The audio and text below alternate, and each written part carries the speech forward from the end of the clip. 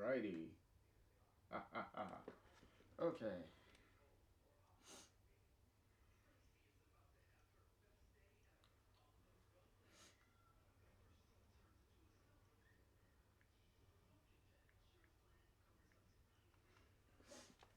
Okay. So, uh, hey everyone, JR back again with the final part of of Life is Strange Heatwaves.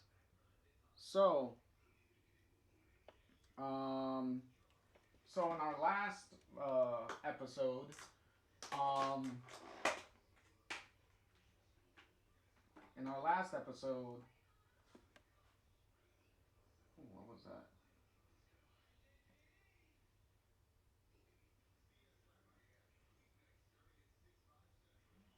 Oh, okay. I was sorry. Little I thought I saw something else. But in our last episode, we we had a little. We found out that Clover's pregnant with Jonah's kid. Alex met with Jonah in the woods, did a little emotional uh, investigating with him, and then that set him off to run off out of the woods to go do something. Alex went to chase after him, got intercepted by Mayor Biggs, and then Mayor Biggs found out what's going on with that Alex knows what's going on with Jonah, which he's the mastermind of the whole dam issue that's going on in the town. So now he uh, uh, since Clover's also helping out Alex, we he tied him up. He didn't tie him up, but he held him at gunpoint and locked him in the basement. And then Steph got Alex found out Steph got worried because and came over to find out what's going on with her, why she's so late, because Steph was went to the house, and while Alex was trying to break out, Steph heard that and then was able to get her, Alex, and Clover out.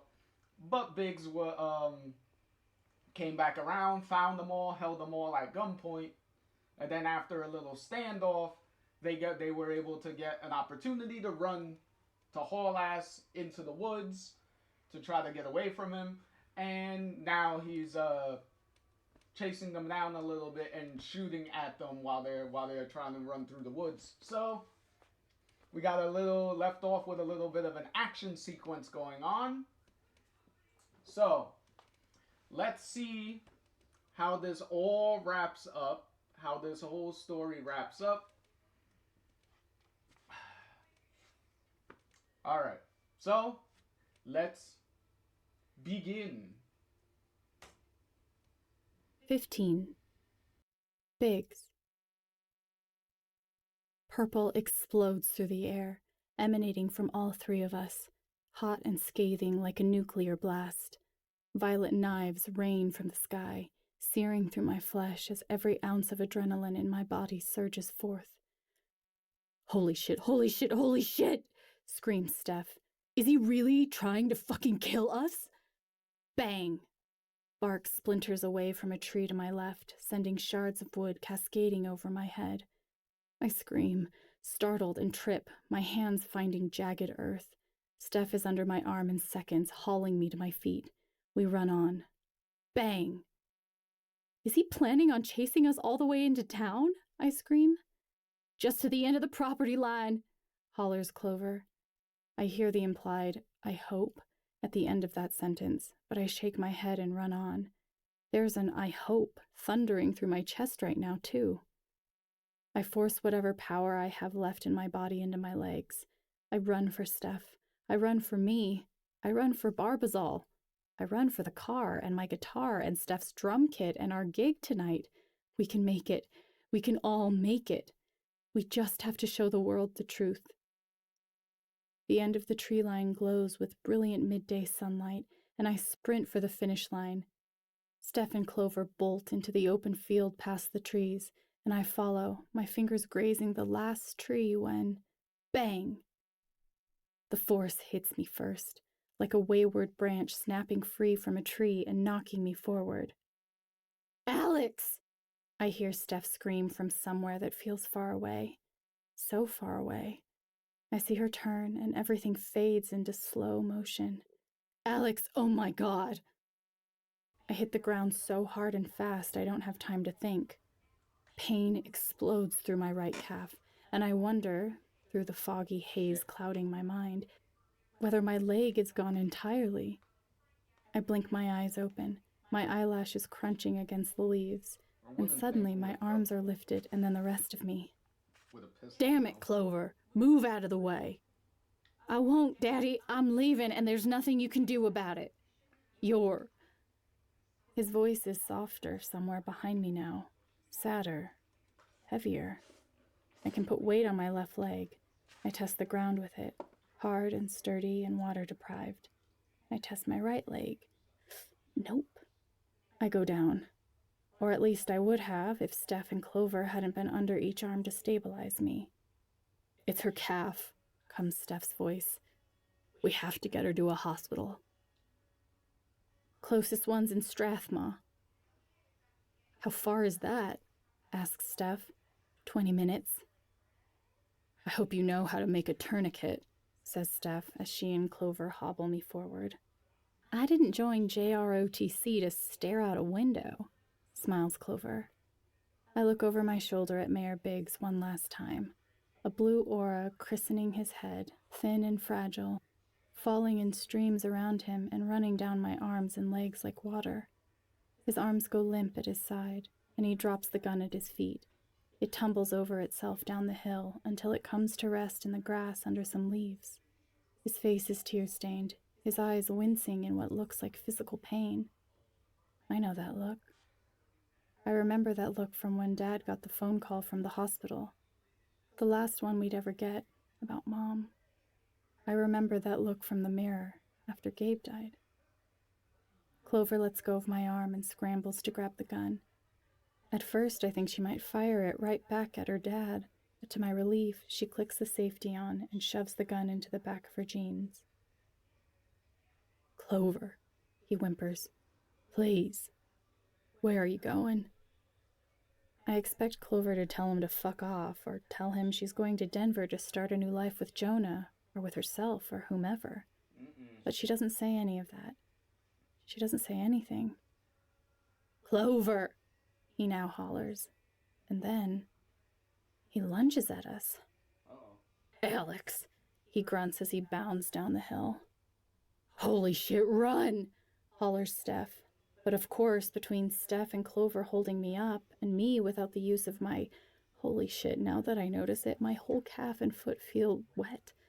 I hope that isn't. A strong pair of arms grips my leg, and I go down. Please, he cries. Get off me, I holler, kicking my good leg wildly under his grip.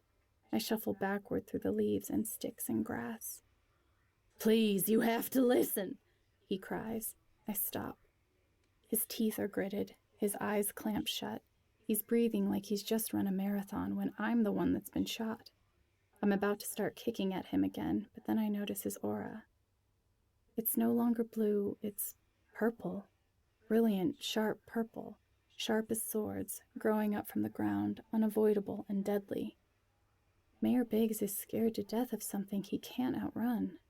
What? Losing Clover? Probably. My safety? Not likely. He's the one who fucking shot me after all. You can't tell anyone about this, he says, lowering his voice to almost a whisper. Oh, yes, she fucking can, spits Steph, squatting and scooping my arm into hers. I look up at her with a look that I hope is apologetic and also pleading. Wait, Steph, I say.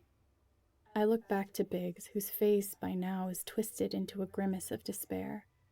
He hesitantly peels his fingers away from my good leg, and for the very first time, I get a good look at my bad leg.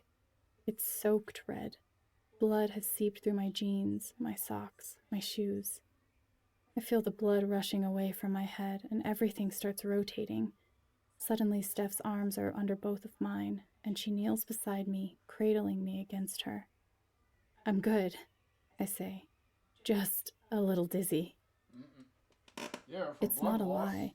I am good, but I'm also grateful I can't see the back of my own calf from this angle. I don't want to know what it looks like. Clover doesn't waste a second. She shoots her father a scathing glance and kneels beside me, untying the sweater from around her waist and tying the sleeves around my leg, just above the knee. She picks up a nearby branch, cracks it across her knee, and slips one half under the tie, twisting and twisting. Hey, I call out. Does it have to be that tight? If you don't want to bleed out, says Steph. It's not that serious, analyzes Clover.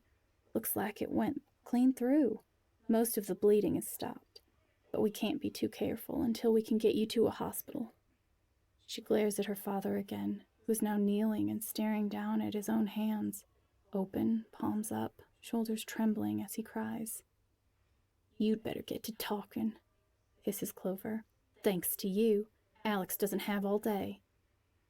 He sniffs, drags his arm across his eyes and nose, and looks up at me like a child begging forgiveness for breaking their parents' favorite vase. Alex, he says, you have to understand, this job, the title of mayor, his voice practically sings the word, is more than a job to me. He takes so long to continue. At first I wonder if he's waiting for me to respond. He clenches his fist, that purple aura as vibrant as ever. That all you had to say? Asks Clover, cold as ice.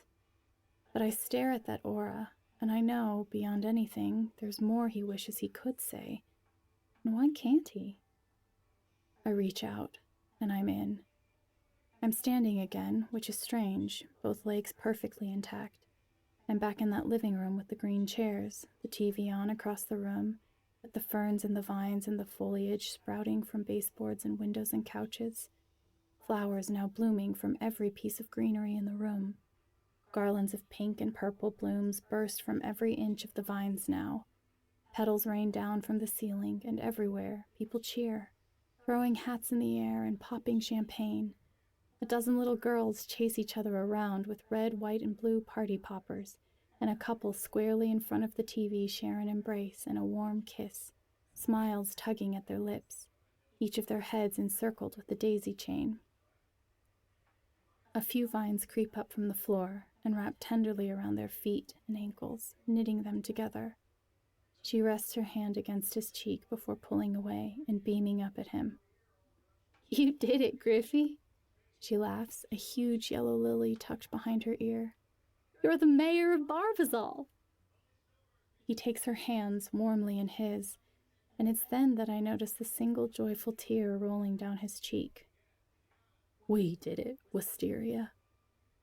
And then royal purple explodes through the room, whipping right through me like a winter chill as every flower, every vine, every leaf curls up on itself and withers away into brown, mangled death. Big's eyes tear away from his wife as he looks around. No, he pleads. The girls, one by one, sink into chairs, collapse onto the floor, exhausted, eyes fluttering as they're overcome with sudden fatigue. They're literally wilting. Daddy? Asks one of the youngest. What's happening? Asks another. Biggs watches helplessly as his precious daughters wilt around him, and then finally, Wisteria's eyes flutter shut. She collapses forward into his arms, and he scrambles to cradle her. Darlin', no! My fingertips freeze, and then my hands and my arms follow as the world around me rushes past in a vortex until I'm sitting on the rock-hard ground among the leaves and the sticks, my tourniqueted leg pulsing with pain. And in front of me, a heartbroken shell of a man, Mayor Biggs, kneels, tears dripping from his chin. It's all I have left, he says. Please, You have to understand. Clover stands, arms folded, dead silent, as her father pours his heart out to me. You can't take that away from me, he says with a sniff. Please. She didn't, says Steph. You took it away from yourself when you threatened us. And when you shot Alex. I know, he whimpers. I know.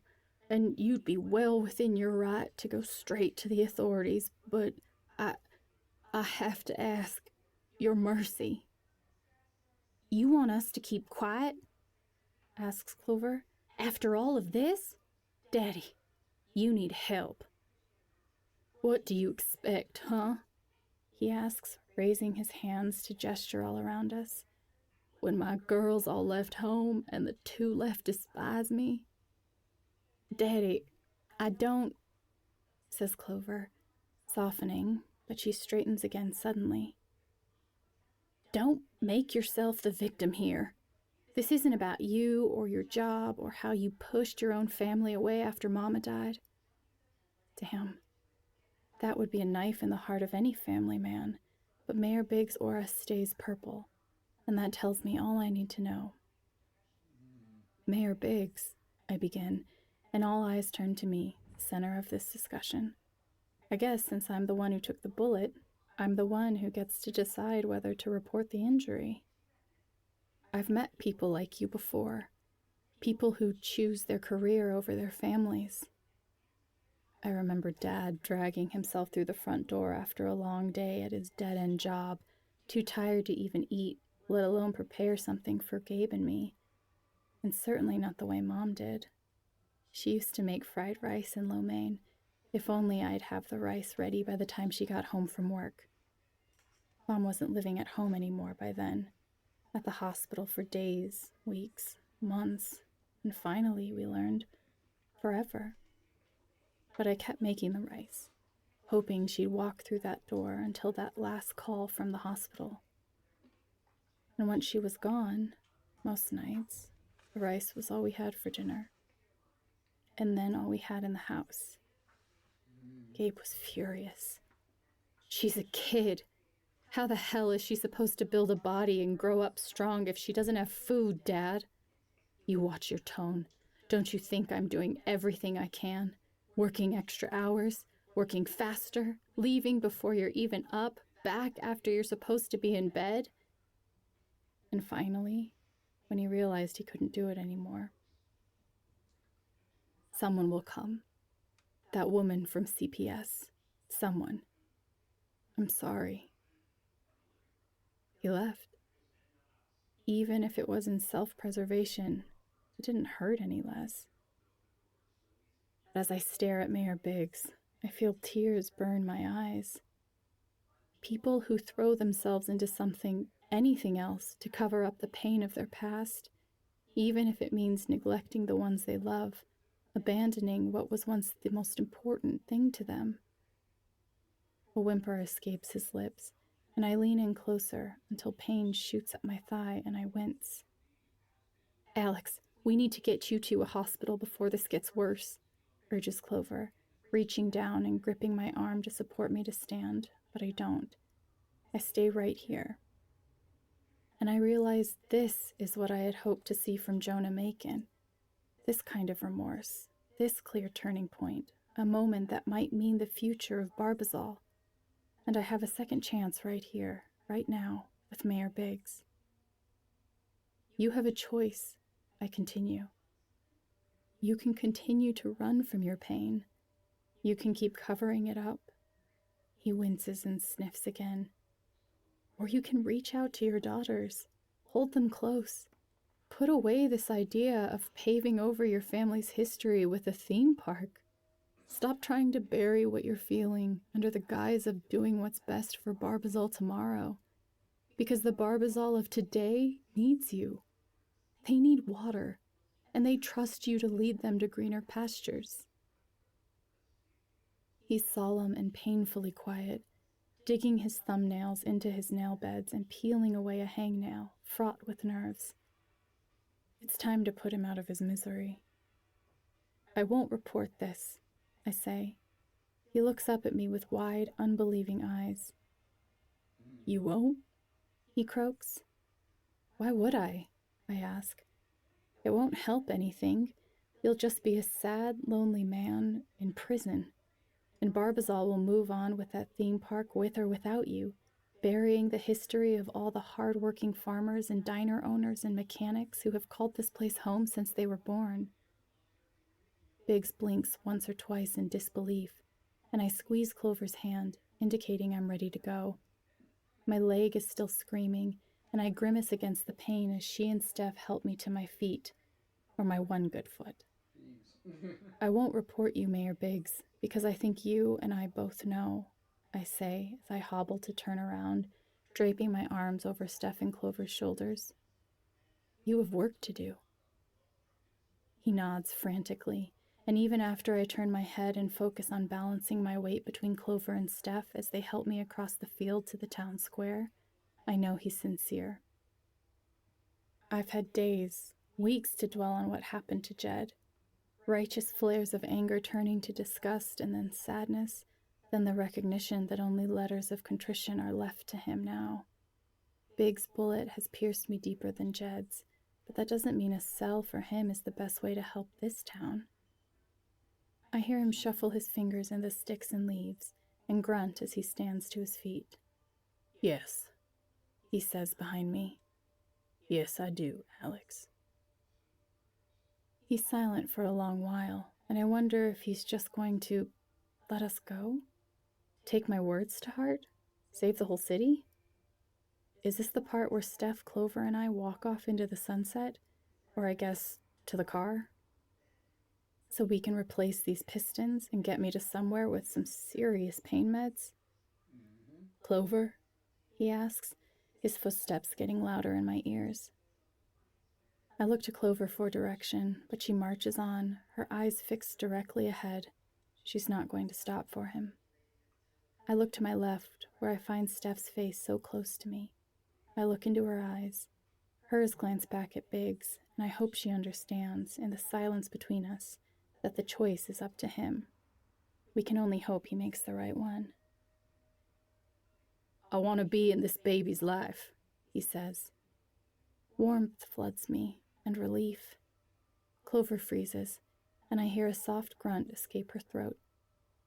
I want, he continues. Well, I guess I've been doing a lot of talking about what I want. Whatever you want, Clover. I want to support you. Promise you that. Just don't shut me out. Not totally. His voice cracks. Please. Silence passes, and I wonder if Clover is going to say anything this time. Okay, she whispers. What? He asks, clearly making sure he heard her right. I said okay, she says, looking at me for permission. I nod and slip my own arm from her shoulder. I never wanted to shut you out, she sighs. But I don't know how I can have you in my life and the Barbazal I know and love. He shrugs. Sorry, Clover. I'm afraid Barbazal has already signed a contract with the Water Republic of Denver. I can't reverse it. There's nothing I can do. I know, she says, turning and supporting my arm again, spurring us forward. That's why I'm going to. Alarm bells ring through my head. Steph looks at me and asks a single question. Alex? She asks the same thing I'm thinking. Clover, what are you planning? 16. The car. The car is exactly where we left it, parked safely at Elias's shop, tucked away in the garage. With each step, or, for me, hobble, I wince more and more. Jesus, fuck, this burns. I keep my eyes on that burgundy wonder that got us from Haven Springs to, well, almost to here. Come on, you got. it's a fucking bullet wound. What do you expect, Alex? It's not gonna tickle. the whole time, you know. Especially after any adrenaline you had wears off. That shit was gonna hurt like a bitch. Steph lets out a relieved sigh and steps forward, resting her hands on the trunk. Missed you, girl, she says. Clover grunts. You talk to this car like you're talking to a horse. About 6 horsepower if you count the one on the dash, says Steph, swinging the back door open and scooping her arms underneath my good leg. Now, help me get this one out to pasture. Steph and Clover gently lift me between them and help me into the back seat. Fuck, it hurts. I yelp in pain as my hurt leg whacks the center console. Fuck! I scream. Oh, sorry, I'm so sorry, cries Steph, cupping her hands over her mouth as frantically as if she'd been the one to whack her shot leg on something. Are you okay? Yeah. I grimace, gripping the seat and scooching my way deeper into the car until my head clears the door. Steph leans forward into the car and asks, Need anything? Before we go, I mean. Got any whiskey? I ask.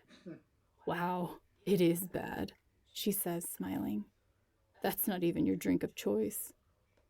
Better than a shot of bedazzled kiwi schnapps. I try to smile up at her, but a wince takes over as another splintering pain rips through my leg. Now I'm happy to help y'all on your way, Clover says, but I need a question answered first. That was the Kiwi Schnapps is a little callback to the that when you have your first real conversation with Steph in the Black Lantern, and then you could play the drinking game to see if you could pick the song that Steph is thinking about on the jukebox, and then whoever lost had to drink a shot of the kiwi schnapps. So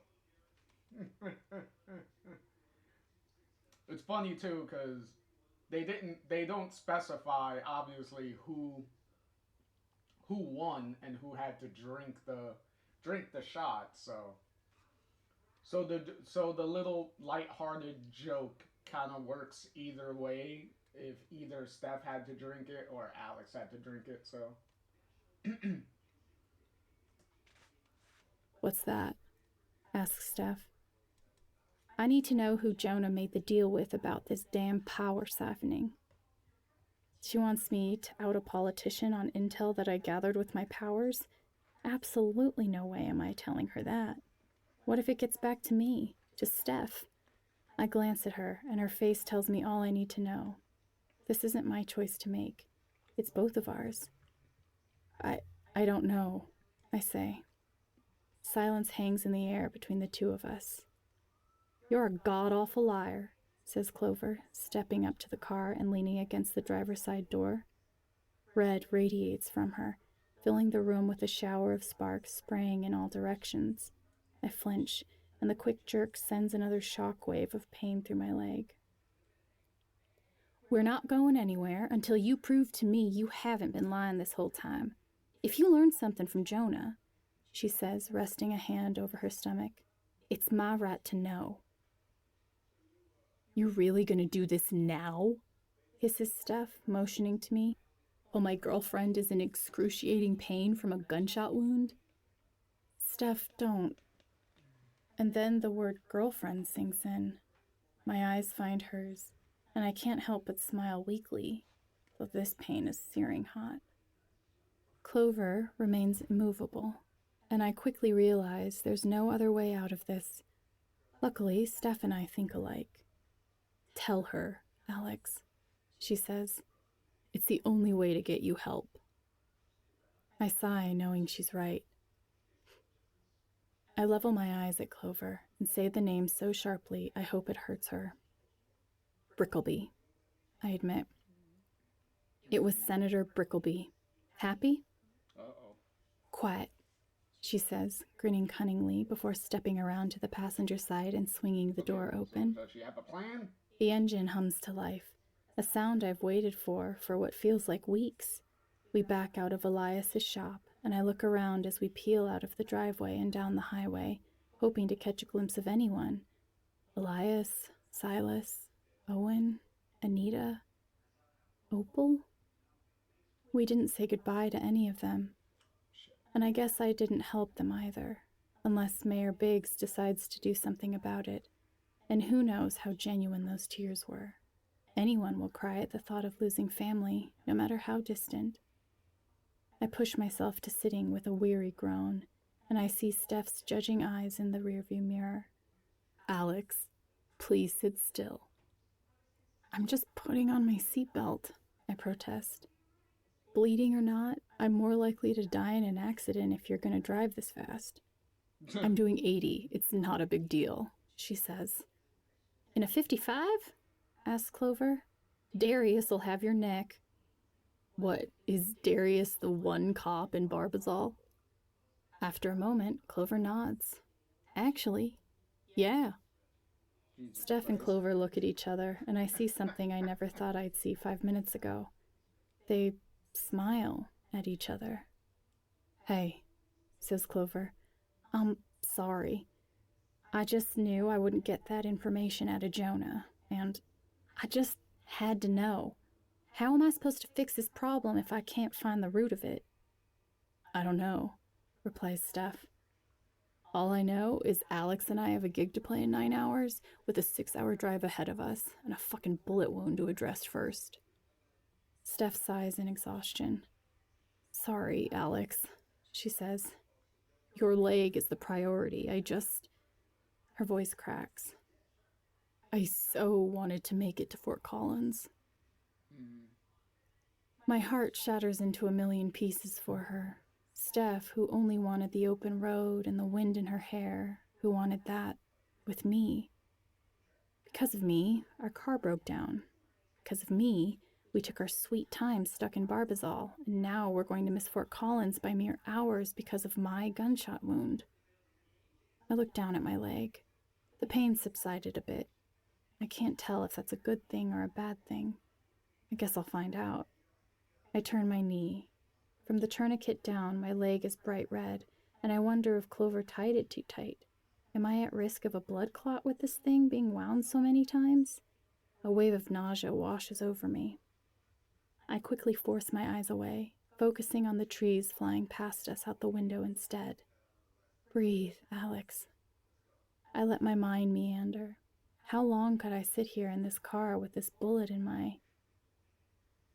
And before you even think about it, Alex, we are not driving to Fort Collins until you've been given the all clear at the hospital.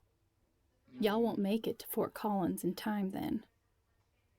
The silence settles into the car like a thick, stuffy cloud that we all struggle to breathe through. The truth settles with it. We're not making it to Fort Collins. At least not tonight. Hope you plan on spending the night with us at the hospital then, says Steph. Because we're not pushing ourselves past our limit anymore. We're tired, we're hungry, one of us has been shot, thanks to your dad. More silence before Steph sighs. Anyway, apology accepted. Really? The hell else am I gonna do? Asks Steph. Carry a grudge forever? I can't help but smile. She's so quick to forgive. That's my Steph. Tough outer shell, soft and gooey inside. Besides, she says, shifting her weight in the driver's seat, I turn my gaze back to the window where I find a gap in the trees and see a huge gray wall in the distance, maybe 100 yards from the road, rising up to the sky. Without help from an army, you're not going to take down the dam by yourself.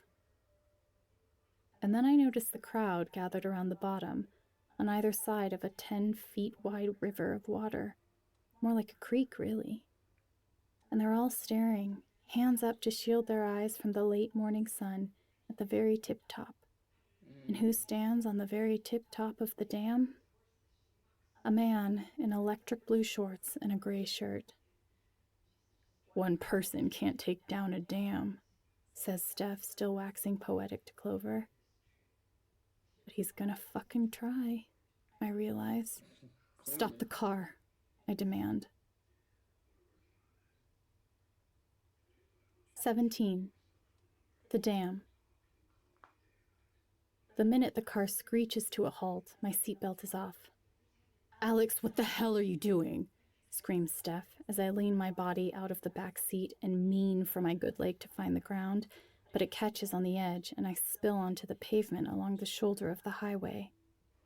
Making things right, I groan, pushing myself to my feet, slowly, painfully. Clover's out of the car too and around the side to help me up.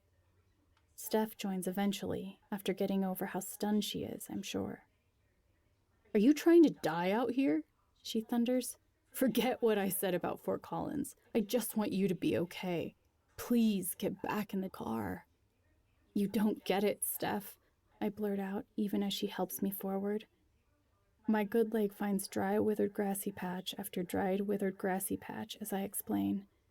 When I met Jonah up there at the house, past the woods by the lake, I talked to him, but I didn't tell you how it went. Oh no, Alex, you didn't. Didn't what? Asks Clover. I glance at Steph, who returns my gaze with her own. What the hell do we tell Clover? That I wormed my way into her boyfriend's memories and sent him running off into the woods, terrified of his greatest fears realized, afraid to lose her and lose Barbazal? Even more afraid than losing the election? Pretty much. Alex has a way with words, explains Steph. She probably just told Jonah how dire the situation with the dam is, and he didn't take it well. What? Asks Clover, who only now notices the enormous crowd gathering at the base of the dam up ahead. Holy shit, she says, turning her gaze slightly upward. Oh my God, is that... Jonah Macon, Steph and I say in unison. What the hell did you say to him? Cries Clover. What if he jumps? He won't, I say. You seem damn sure for someone who met him yesterday. I told you, Alex has a way with words. She knows people, and if she says Jonah won't jump, then I believe her. Well, says Clover, gently stepping out from under my arm as Steph takes all my weight upon her. My baby's father's life depends on her being right. She jogs ahead, cupping her hands around her mouth and hollering, Jonah Macon, you get your ass down from there right this minute. I can't help but note Clover's tone. She's taken on the sharpness of a southern grandmother, hollering at her grandkids to come home from the creek, 'cause it's getting dark out, even though he's probably too high up to hear any of us from way back here. Jonah Macon, atop the dam, takes a seat. He swings his legs over the edge and I gasp, along with everyone else in the crowd. I was so confident before that he wouldn't jump, but now, with him sitting up there and his legs swinging like that. We join the spectators at the back, and I hear their whispers now. Is that little Joni Macon? Is this some kind of demonstration? He better not jump or his daddy will be heartbroken. And then I hear two voices I recognize. His daddy's the one person here who wouldn't be heartbroken, says Bobby from Bobby's Books. He'd better get down from there before the news gets wind of this, replies Paisley. Alex, what do we do? Whispers Steph. I don't know, I say. I truly don't. Do I just march forward, hobble forward, and demand to talk to him? Talking to him got us into this mess. This is all my fault. I crept into his memories, his sadness, his fears, and made them more intense just to further my own agenda. My chest sinks with the weight of the question. Am I no better than Senator Brickleby? I can't leave things like this. I have to do something. Can't you talk to him? Asks Steph. I couldn't get up there on top of the dam if I wanted to, I say. Besides, I think if he saw me again, he'd just panic and be even more afraid. Why? It's time to confess. I kind of grabbed a hold of his fears and dialed them up a bit. Yeah, we talked about that. His fears about the environment going to shit. She asks before she sees my face and realizes this was something far, far less ethical. Alex, what fears did you dial up? I sigh, shame washing over me like a freezing cold wave. Jonah Macon isn't afraid of the environment wasting away. What he's most afraid of is failure. He's afraid of everyone he knows and loves thinking he's an utter waste of oxygen, especially. I glance up ahead to where I see Clover worming her way through the crowd.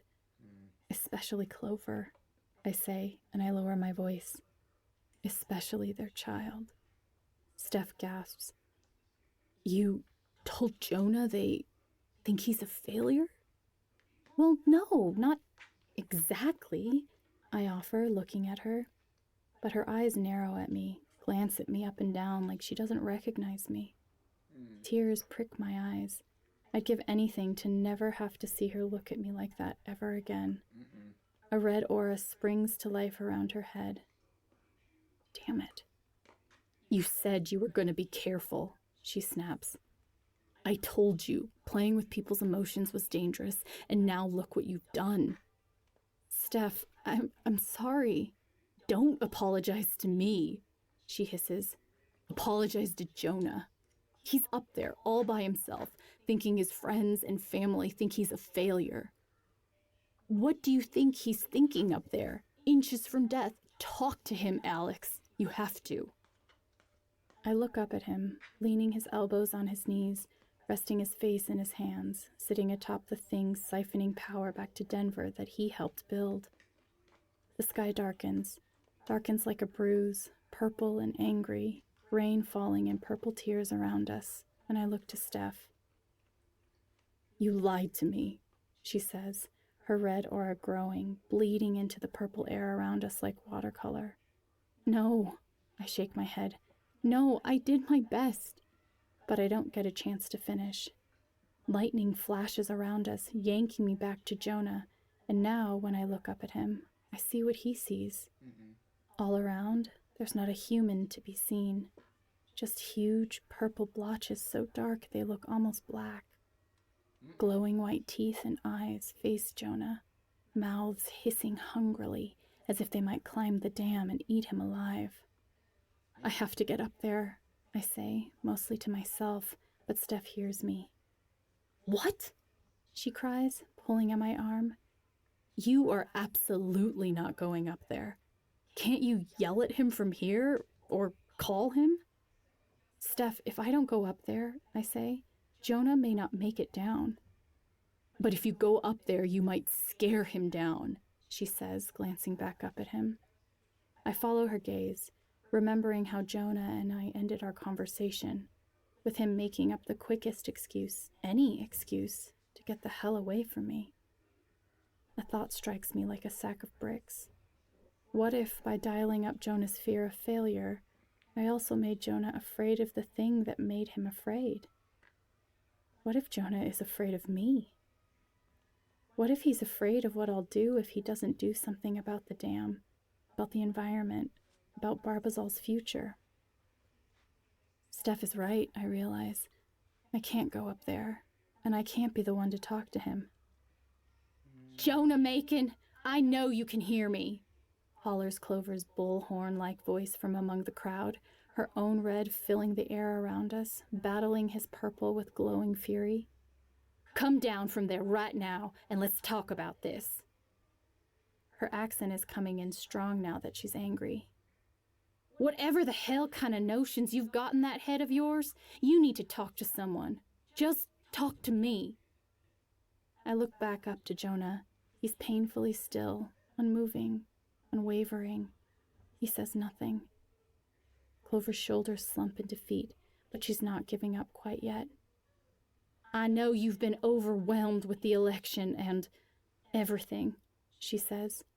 I remember the baby they're about to bring into the world together, and it strikes a bolt of pain through my chest at the thought that this child could grow up without a father if I don't do something quick.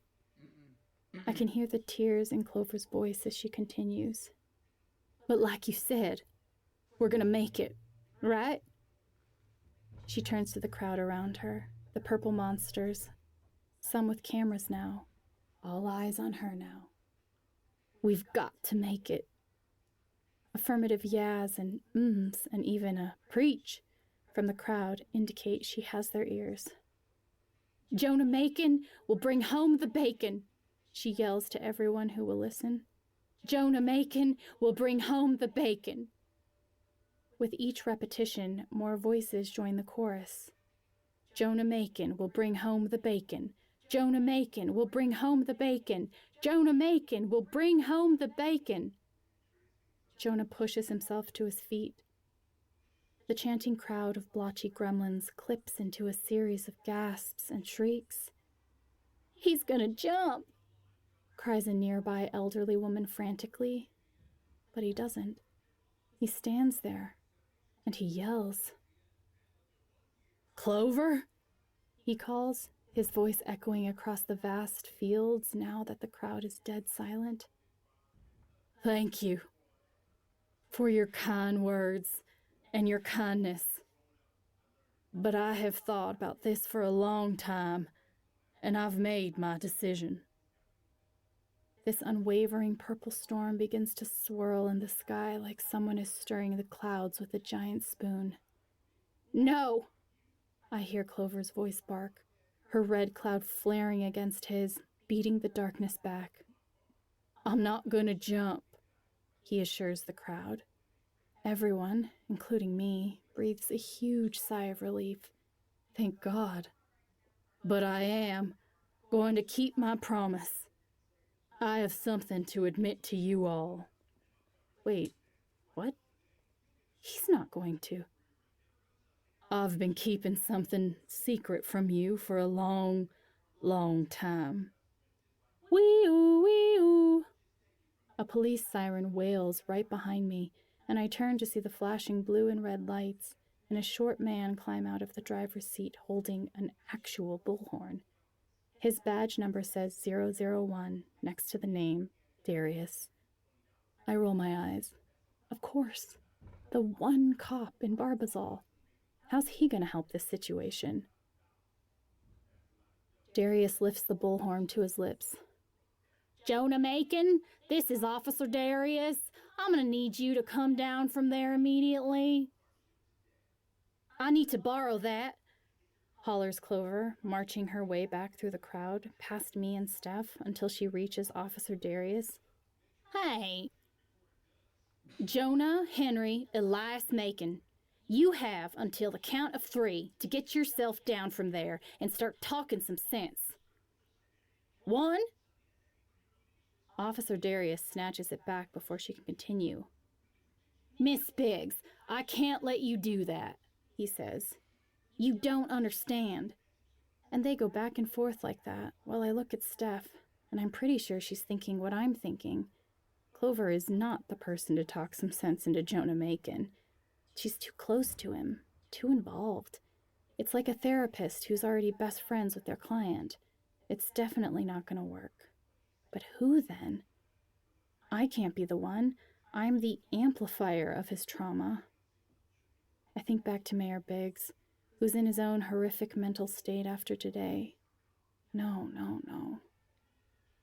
Steph doesn't know the details of the situation. She doesn't know Jonah like I do, like Clover does. Clover's voice pierces my brain, ringing out what she said crystal clearly. Jonah Henry Elias Macon. Elias? Wait, that Elias? Is... I rewind my brain way back. All the way back to that first memory I saw here in Barbazal. The flashy red classic car with the white wall tires. The $1 million smile from Mr. Jonah Macon. A far cry from the tortured, confused man sitting atop the Barbazal Dam about to admit something to everyone he's ever known and loved. He's waving to his followers, his supporters, his local donors, his voters, looking effortlessly carefree and happy. And then there's Elias. Standing in front of Elias's shop, hands in his pockets, scowl on his face. Jonah's mouth flattens ever so slightly, in fact, that I almost miss it. No way. "I've been lying to you all," comes Jonah's voice, breaking me from my spell. "About everything. About who I am. About what I've done." His voice is falling apart up there as he says, "This dam isn't making Barbazal more money." A series of gasps ripples through the crowd, and Steph turns to me. "Alex, what do I do? I'm freaking out here. What if he does something crazy?" she cries. "This sounds like some kind of final statement or something. What if everything's about to go sideways?" "This dam is producing enough hydropower to power Barbazal, and even some of Denver. And with the money it makes selling power back to Denver, it costs the state of Colorado less in public funding." "What's he saying?" asks an older gentleman from a few rows up. "He's saying the dam is costing us funding," comes the voice of the woman beside him. "Damn these city slickers coming in here, damming up our river, taking our money," another voice from deeper into the crowd calls out. "Making money off our backs." "They're taking away our water to pay Denver," cries someone else. The whole crowd of hissing monsters growls and snarls up at him, feral and vengeful. God damn it, this is getting so out of hand so fast. What do I do? What do I do? What do I do? I reach into my back pocket and find my phone. "What are you doing?" asks Steph, clearly losing it. "Calling Ethan?" I shake my head, finding Elias's shop on maps, and click the phone number, then dial. Ring. Oh, thank God. I finally got a signal out here. "Who?" "Elias." Ring. "What? Why?" Jonah raises his hand like a true politician for silence. It doesn't work. With each passing moment, there are more, "What the hell is he doing?" and "I can't believe all this time." Ring. "I'm sorry," he calls out to the crowd. "From the bottom of my heart of hearts, I'm sorry. To my friends and my family. To Clover." Ring. I freeze, feeling a shock zip up my body. I find Clover in the crowd, looking pale, still as a tree, unmoving, clearly not knowing what the hell he's thinking, telling everyone in Barbazal that they're together. "Let me make things right," he pleads. Ring. Then Jonah disappears over the other side of the dam. "What the hell?" asks Steph. "Where is he?" asks someone in the crowd. "What's he doing?" screams another. Ring. He reemerges, sending a surge of chatter through the audience, which is maybe 400 people strong now. He lifts something over his head. Looks like a long stick, a broom? No. It's a sledgehammer. Wham! It comes down hard enough against the wall to send a loud clang through the air. Metal on metal. "Oh my God, Alex!" cries Steph. "He's trying to bring down the whole dam." "And if that thing comes down, he's going with it," I whisper, the full realization sinking in. "Can he bring down a whole dam by himself?" she asks. Wham! A spark sizzles out of the wall to his left, some kind of control panel. "He doesn't need to break down the whole dam," I manage, my voice shaky. "He just needs to get into that control box. He's going to overload it." "Does he know what happens when a dam breaks?" Steph asks urgently, squeezing my wrist. He's gonna. What do you think is gonna happen? He's gonna break the dam, and the water's literally just gonna go right on him, and literally he's gonna die. if he continues doing that. The water's just gonna smack him and kill him.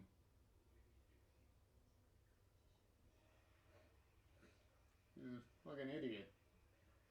But you know, when your fear emotions are just going crazy, clearly he's not thinking in the most rational of states right now.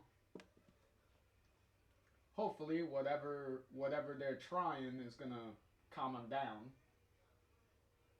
And taking a step back. Y'all might want to move, he hollers as he brings down the sledgehammer again. Wham! I shake my head, totally unable to think. My chest feels tight, and my skin crawls with what feel like little bugs. This is way too much. All of it is just so much. Hello? Comes the aggravated voice on the other end of the receiver. I'm so startled I falter, and my leg gives out underneath me. Steph isn't quick enough to catch me, and I fall to the ground, dropping the phone from my hands. Searing pain rips through my leg, but I scramble to pick the phone back up. Alex, cries Steph, are you okay? I don't have time to answer her. Hello, comes the voice on the other end. Hello? I call out, wincing as I adjust into a sitting position that doesn't send more pain coursing through my lower half. Hello, Elias? Yes? Who is this? He sounds suspicious as hell, already having forgotten my voice since we only just met the other day. I'm Alex. Steph and I visited your shop the other day. Yes, he says with a sigh. What can I do for you? I need you to get to the dam, I say. I can explain when you get here. Now, just a minute, miss, he says, clearly affronted. I don't know how you do it in the city, but out here we don't just go calling up folks and telling them what to do with their time. It's about your son. Silence. Wham! I wince at the sound booming through the air. That one sounded particularly impactful. Somebody stop him, cries Clover. That red aura radiating from her now fades into a violet to blend with Jonah's, droning and heavy. I hear the jingling of chains among the clouds, but I can't see them. There are tears streaming down Clover's face. And then finally I hear Elias's voice through the phone. I don't have a son. Click. No, I holler, scrambling to redial. Please, please, please. Ring. Wham. Ring. Ring. Beep. No, I whisper, looking down at the phone in disbelief. I look to Steph. I say, tears scrambling my words. He hung up. Why didn't I just explain what was going on? Of course he has no idea this could mean his son's life. I send a text, although there's no way to know if Elias's number is textable or if it's a landline. Knowing Elias, it could be either. And because of me, Jonah Macon might die. And Elias will find out he might have been able to save him. Jonah is in grave danger, trying to destroy the dam. So what do we do? Asks Steph, but there's already defeat in her voice. She knows as well as I there's nothing we can do from down here. A blue aura forms around her head, and she lowers herself from a crouch to a kneel. Alex, she whimpers, letting a sob escape. My phone buzzes with a text back. This number cannot receive text messages. I reach for her, taking her in my arms, squeezing her tight. A tear rolls down my cheek and disappears against Steph's shoulder, and I shut my eyes harder and squeeze her tighter. Wham!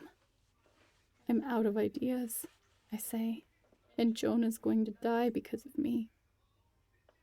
We all might, if I can't stop this. No, snaps Steph, pulling away and cupping my face in her hands. She leans in, presses her forehead to mine. Jonah is a grown man making his own choices. His mental health is his responsibility. Don't you dare take the fall for that. You did nothing wrong, Alex. You tried to help hundreds of people through a drought. Wham! Every time he swings that hammer, it feels like it's twisting a knife in my heart. I think back to how Elias looked, staring up at Jonah as he rode through town, just wanting to make a difference. I don't have a son. What could Jonah have done to warrant that kind of hatred from his own father? I think back to how Jonah's smile fell, even as he rode in that flashy red car, and my eyes go wide. I gasp. Steph, I say, grabbing her gently by the shoulders. I need my guitar. But I'll explain later, I promise.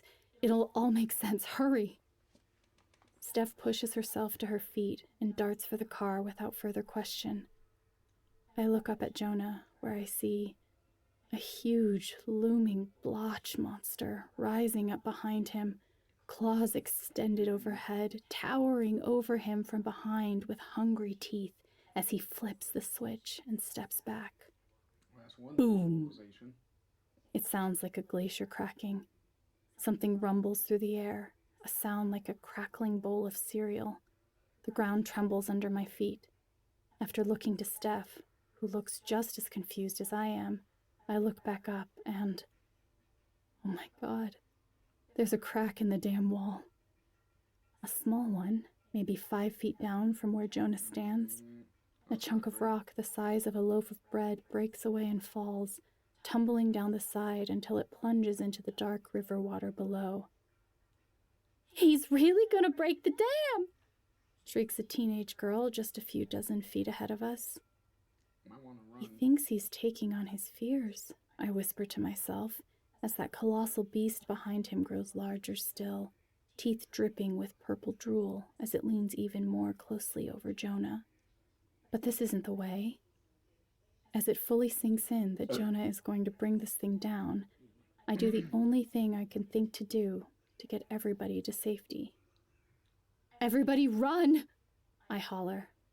Get in your cars! Steph follows. And suddenly, from where I sit in the grass, hundreds of people turn and run at me.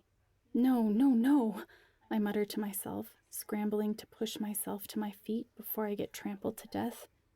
I turn away from the crowd, raising my good leg up until my foot finds the earth. Oof! Someone hits me square in the shoulder, knocking me forward. I turn to look up, but someone else's foot swipes my chin. Pain explodes through my face, and I'm down again. I blink my eyes open, and everything seems blurry except for a neon purple glow zipping across the sky. All I can see, all around me as people run overhead, is fear. I do the only thing I can do. I curl up into the tiniest ball I can curl into, and I listen to the thundering footsteps around me as everyone sprints back to their cars before this whole place takes on way more water than anyone dreamed of. Yes, Barbazal will have water, but at what cost? When the footsteps fade in my ears and I can hear Jonah again, wham! I look up to the top of the dam where Jonah's monster is still hovering. He's taking the sledgehammer to the concrete now. I got you, comes Steph's voice, and suddenly, before me, she holds out my guitar. I smile, finding new strength, and she helps me to my feet. What are you planning, Alex? I'll show you, I croak, my voice hoarse and weathered from, well, everything. I lift my guitar over my head and lower it until the strap settles over my left shoulder. My fingers find their home, their familiar place along the fret, and Steph reaches into her pocket and pulls out a pick. Thought you might need it, she grins. No way. How does Steph think of these things? I give her a grateful smile, take the pick, and find the note I want.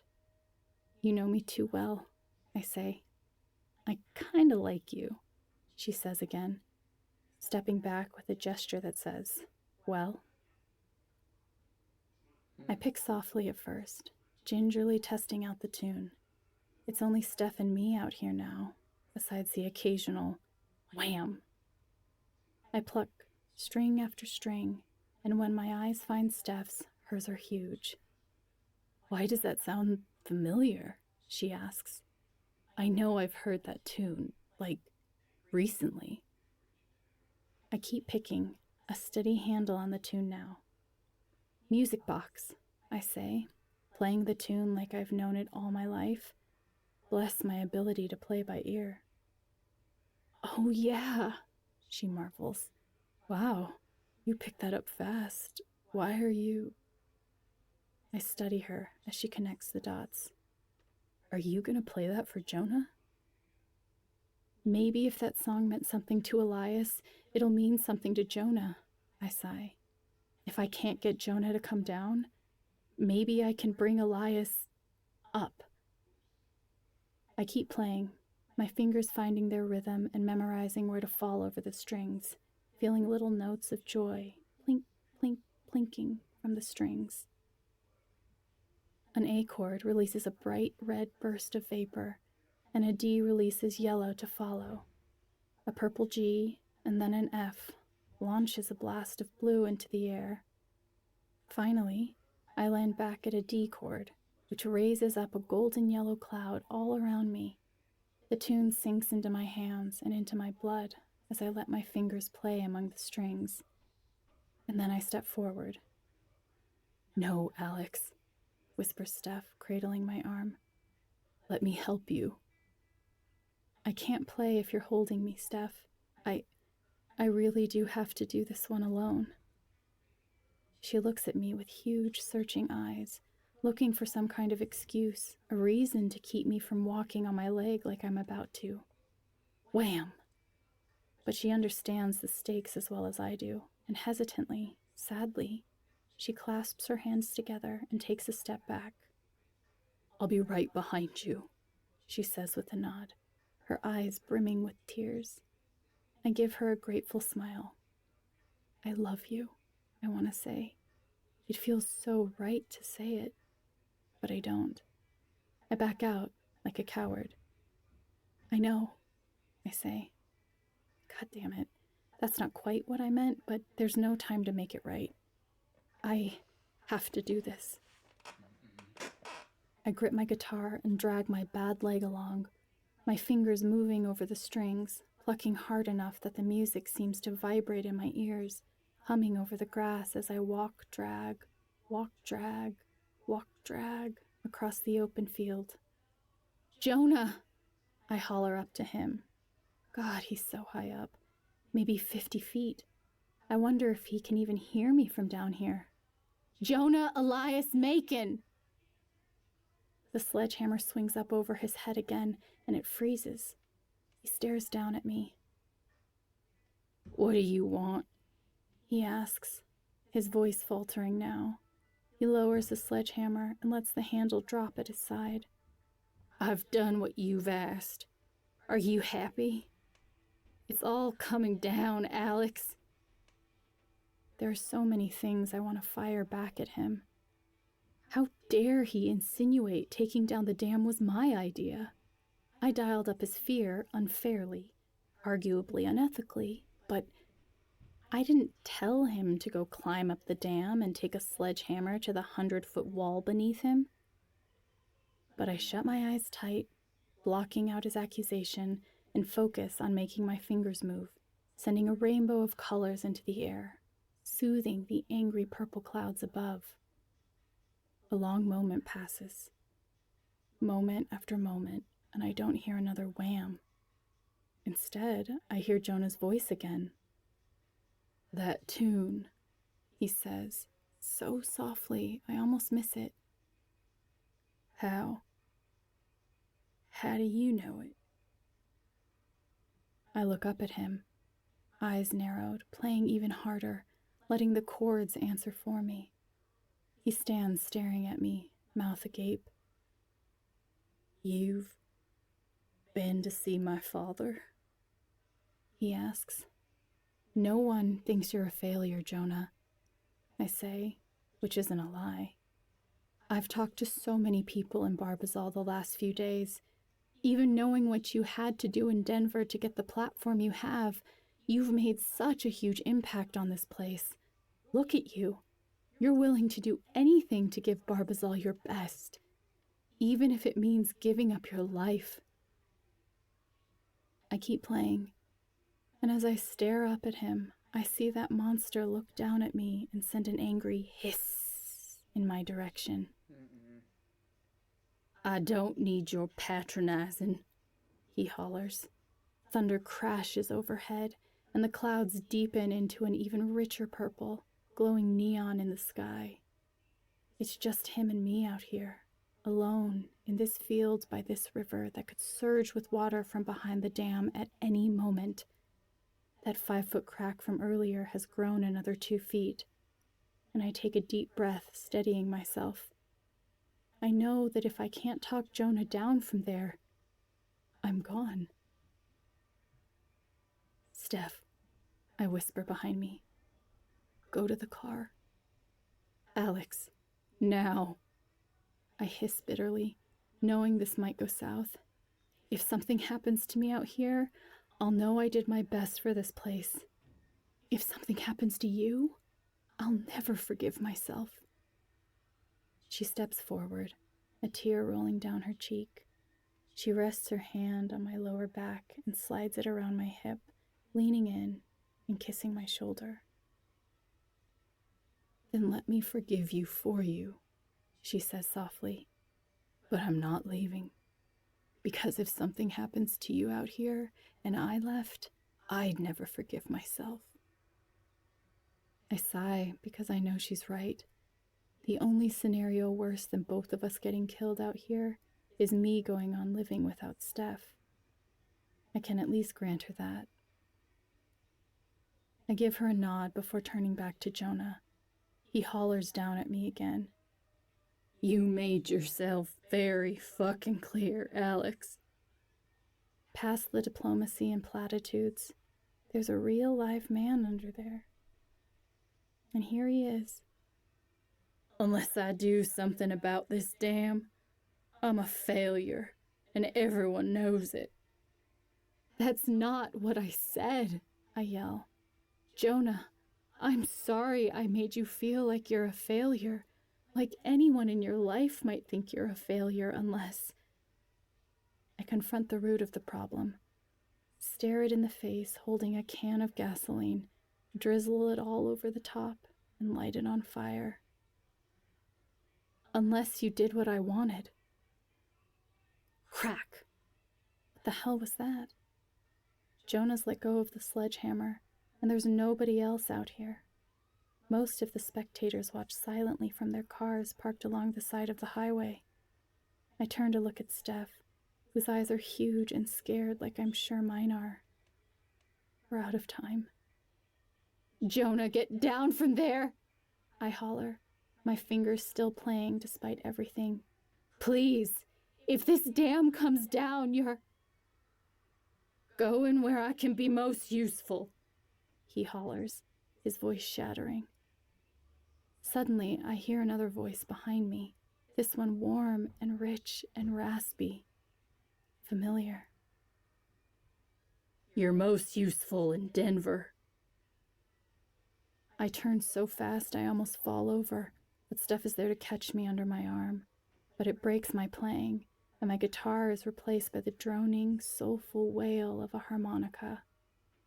And there, Elias Macon steps forward, cradling the instrument against his mouth and playing with all his heart, the same song from the music box, a far cry from the Elias who just hung up on me.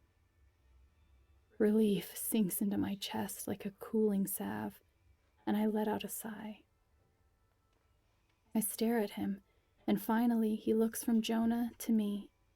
His eyes are even, his cheeks full of air, his mouth preoccupied with playing.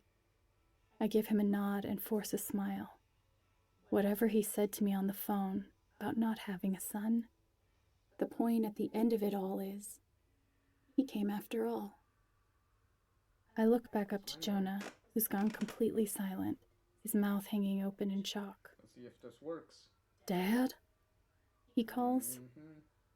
He asks it with a tone that says both, I can't believe you're here, and I kind of wish you weren't. But Elias doesn't stop playing. He marches forward, past me, past Steph, across the open field. I keep my guitar going, matching Elias's notes, but staying where I am. This conversation is between Elias and Jonah, working man and politician, father and son. Elias plays on. Jonah sits down, legs swinging, even with that 10-foot crack splitting the dam down the middle. Wait, it's 10 feet now? And getting longer.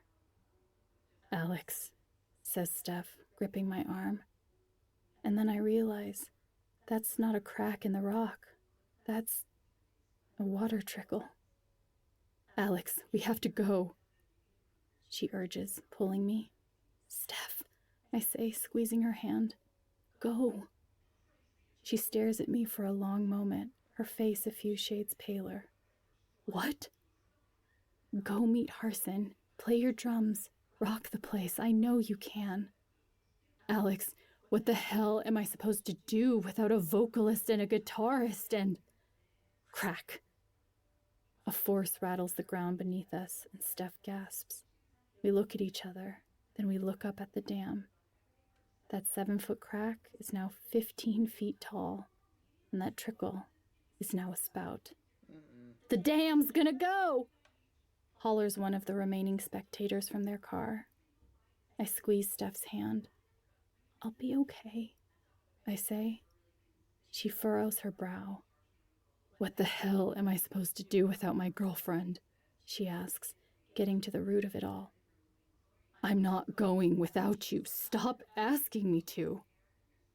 I want you to live the life you want. And I want you to stop living your life for other people, she screams. You tried to do it for Gabe, and Ryan had to save you. And if I have to drag you away from this dam to keep you from doing the same thing for Jonah Macon, then so help me, I will. Jonah, calls Elias's voice, finally. But it's not the voice of an angry man or an enraged father. I know that voice. It's that of a desperate man. Quit playing around and get your hoity-toity ass down from there. Okay, now he's angry. But just as the warm moment sinks in, crack, whoosh. That spout is now a slightly bigger spout, oozing over the side of the dam wall. I'm doing it, Dad, comes Jonah's voice as he lifts the sledgehammer over his head. I'm doing what's right for Barbazal. Wham! My gasp catches in my throat as the hammer comes down right where that crack meets Jonah's feet, wondering how many more whacks before the whole thing comes down, and Jonah with it. I pluck on as Elias pockets the harmonica and cups his hands around his mouth. I don't give a damn what's right for Barbazal if... He hesitates. If it takes away my only son. I didn't even believe the tone of that, and I'm new to both Elias and Jonah. Jonah lets out a mocking, "Huh," and wipes his forehead. You want me dead. You all do. Don't lie to me. He raises the sledgehammer again. Whack. I don't, hollers Elias. I know I've said some things in the past. Whack. I know I've made mistakes. I know I've hurt you. Real bad. Whack. Elias's tone dials up to 11, and a huge purple aura around his head flares into a blue supernova, radiating in all directions, fizzy, almost like soda, nostalgic. But do you really want to die on me? He screams, his voice echoing through this vast flat land. Please, Jonah, come down and let's talk about this. I'll do whatever you want. His voice crumples into sobs. I'll do whatever you want. I'll say whatever you want. Don't take my boy away from me. I'm sorry. Jonah, sledgehammer raised above his head, stops. The whole world seems to stand still, and slowly, surely, as the water hisses through the wall of the dam, Jonah Macon lowers his sledgehammer to his side. You... what? He asks. I'm sorry, Joni, calls Elias. Little Joni Macon. I'm sorry for it all. I'm sorry. That huge monster over Jonah recoils in pain, shrinking just a bit like a slug under a blanket of salt. Tears prick my eyes, and I shut them against the memories surging up in me. My own father, slamming the bedroom door in Gabe's face, throwing a ceramic cup against the kitchen cabinet and shattering it into a million pieces, throwing his sweater down angrily on the sofa and his shoes down the hallway. And then I try to imagine his face looking down at me. Maybe his eyebrows are relaxed this time, his eyes soft, his smile slight but there, saying, I'm sorry. And I open my eyes, because I can't picture it.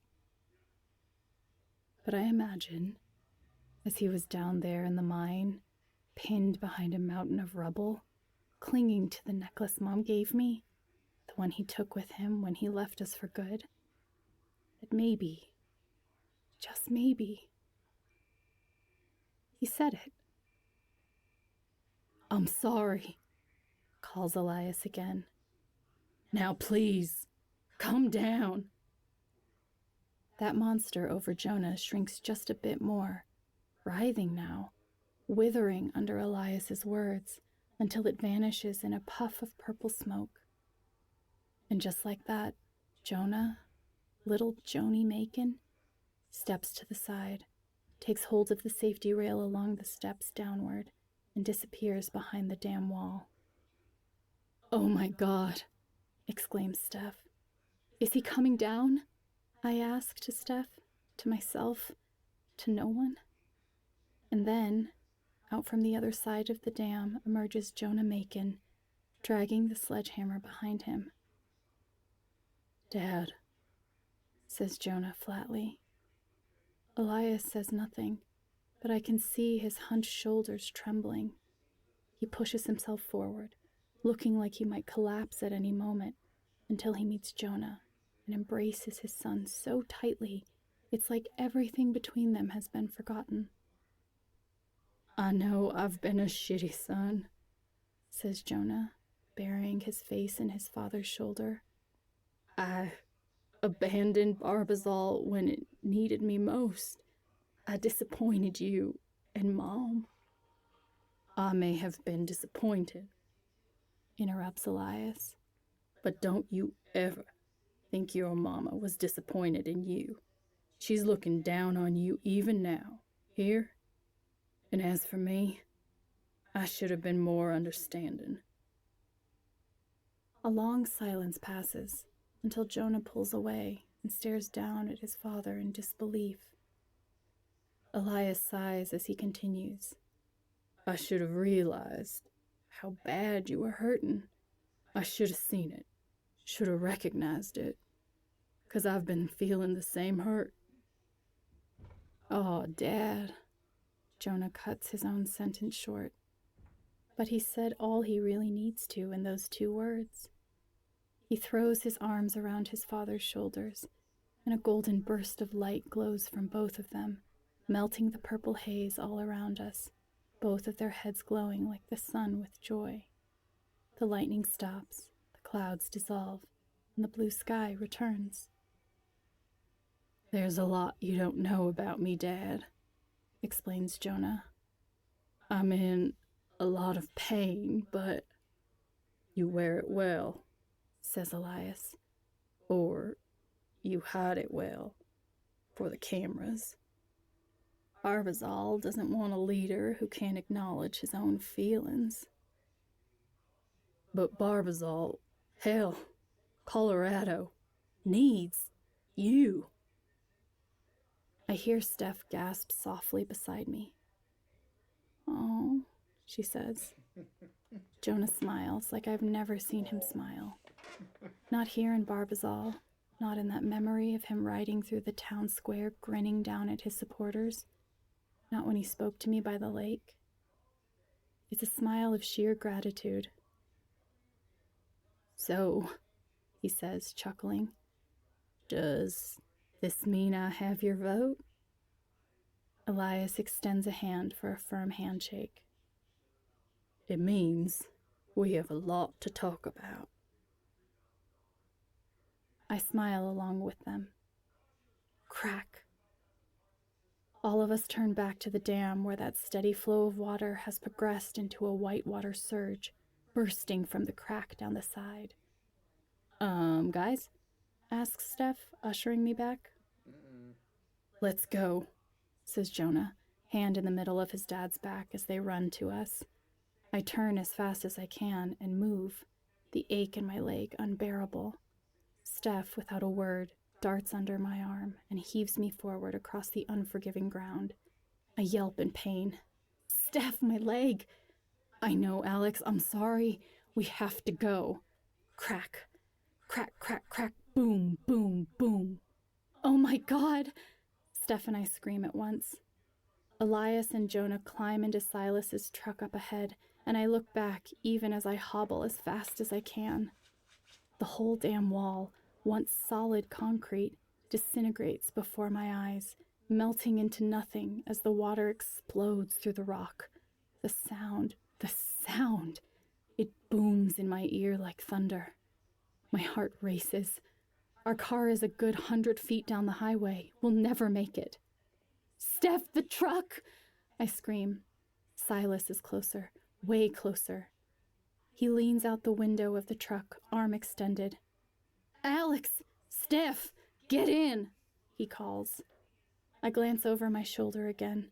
The water, a monster behind me, surges forward with such force into the river, spilling over the banks. I feel Steph let go.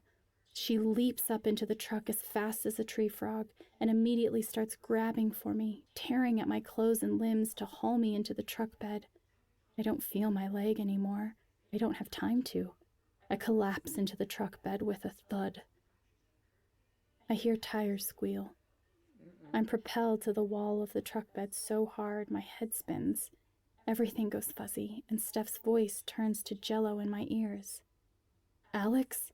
She calls from far away. Alex, can you hear me? But I can't hear her anymore. I can't hear anything. Everything goes black. 18. The hospital. Mom looks beautiful, I'm sure, under that lid.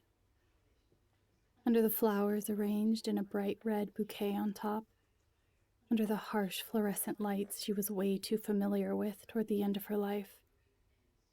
She should have been home with us, doing what she loved. Cooking, reading, laughing with Gabe and me, keeping the family glued together. My strong girl.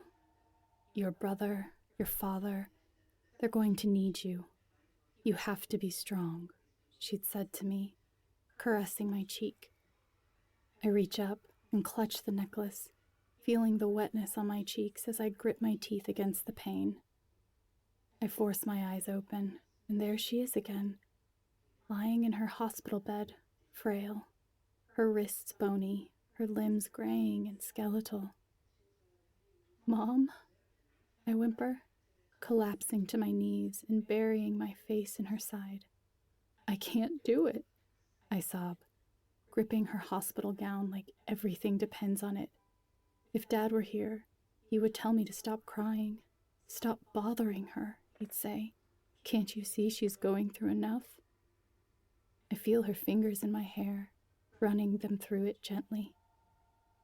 I remember when you were born, she says. You were bald. Even through the tears, I have to smile at that. Was I? I ask, my voice still fragile. I wipe away my tears as she continues. Yes, she affirms. You were my bald, happy girl, Alex.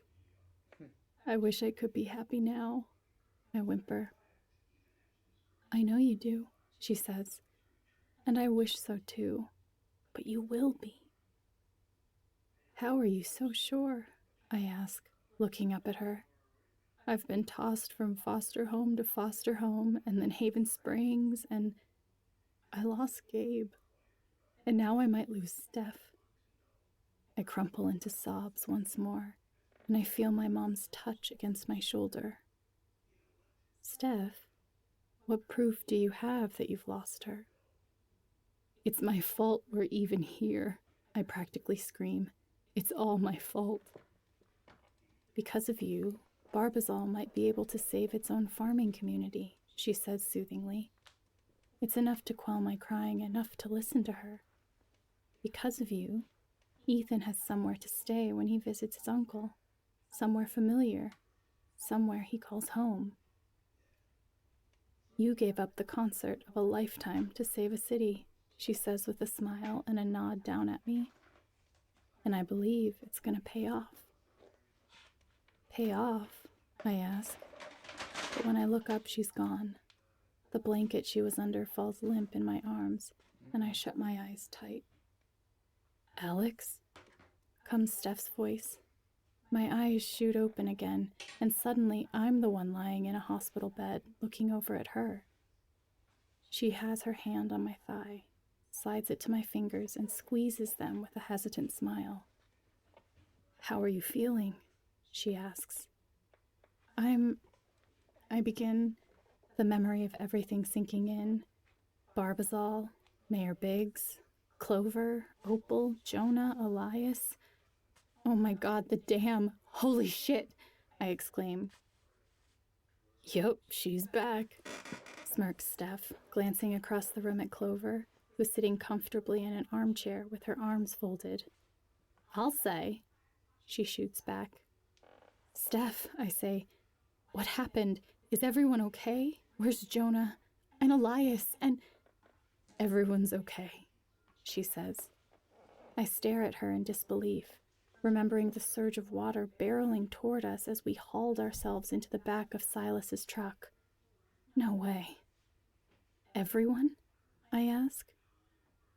Yes, she says, but her eyes drift away to Clover for a split second. There's something she's not telling me. Steph, just say it. What is it? I won't be mad. Promise. What the hell would I have a right to be mad about here anyway? Mad that I forgot to refill the oil? Mad that I decided to stay an extra night in Barbazal so I could talk to Jonah Macon? Mad that I chose to manipulate him into believing everyone around him would think he was a failure unless he did as I said? Holy shit. I really am a monster. So no, I'm not mad. Whatever Steph has to tell me, I'm ready. I nod at her, and she gives Clover one last glance for confirmation before she takes a deep breath and squeezes my hands. Alex, she says, unable to look at me anymore. She stares down at the folds of my hospital blanket. We lost the car. It sinks in waves. And then in literal waves. Huge blue fabric swathes the room, malleable and evolving, cool on my face, dissolving into a fine mist around us, hard to explain and impossible to define. What? We lost the car, she says again, louder this time, looking up at me now as I take it in. The dam flooded the valley. Everything flooded, the whole town. We made it to Silas's truck. She shakes her head, but our car was parked too close. The pain of losing the car hits me square in the chest, as it was new to us, and now I'll have to buy a new one somehow. With what money, I have no idea. And then I realize something else, something far more painful. My entire world shatters, and I muster 2 words I hope to never say again. My guitar? Steph goes quiet, staring at the blanket again. Oh my God, your drum kit, Steph! She shuts her eyes as I say it, as if the mere words declaring it hurt her all over again. I knew we had to climb into Silas's truck, she says, her voice shaky. But I also knew what we were giving up.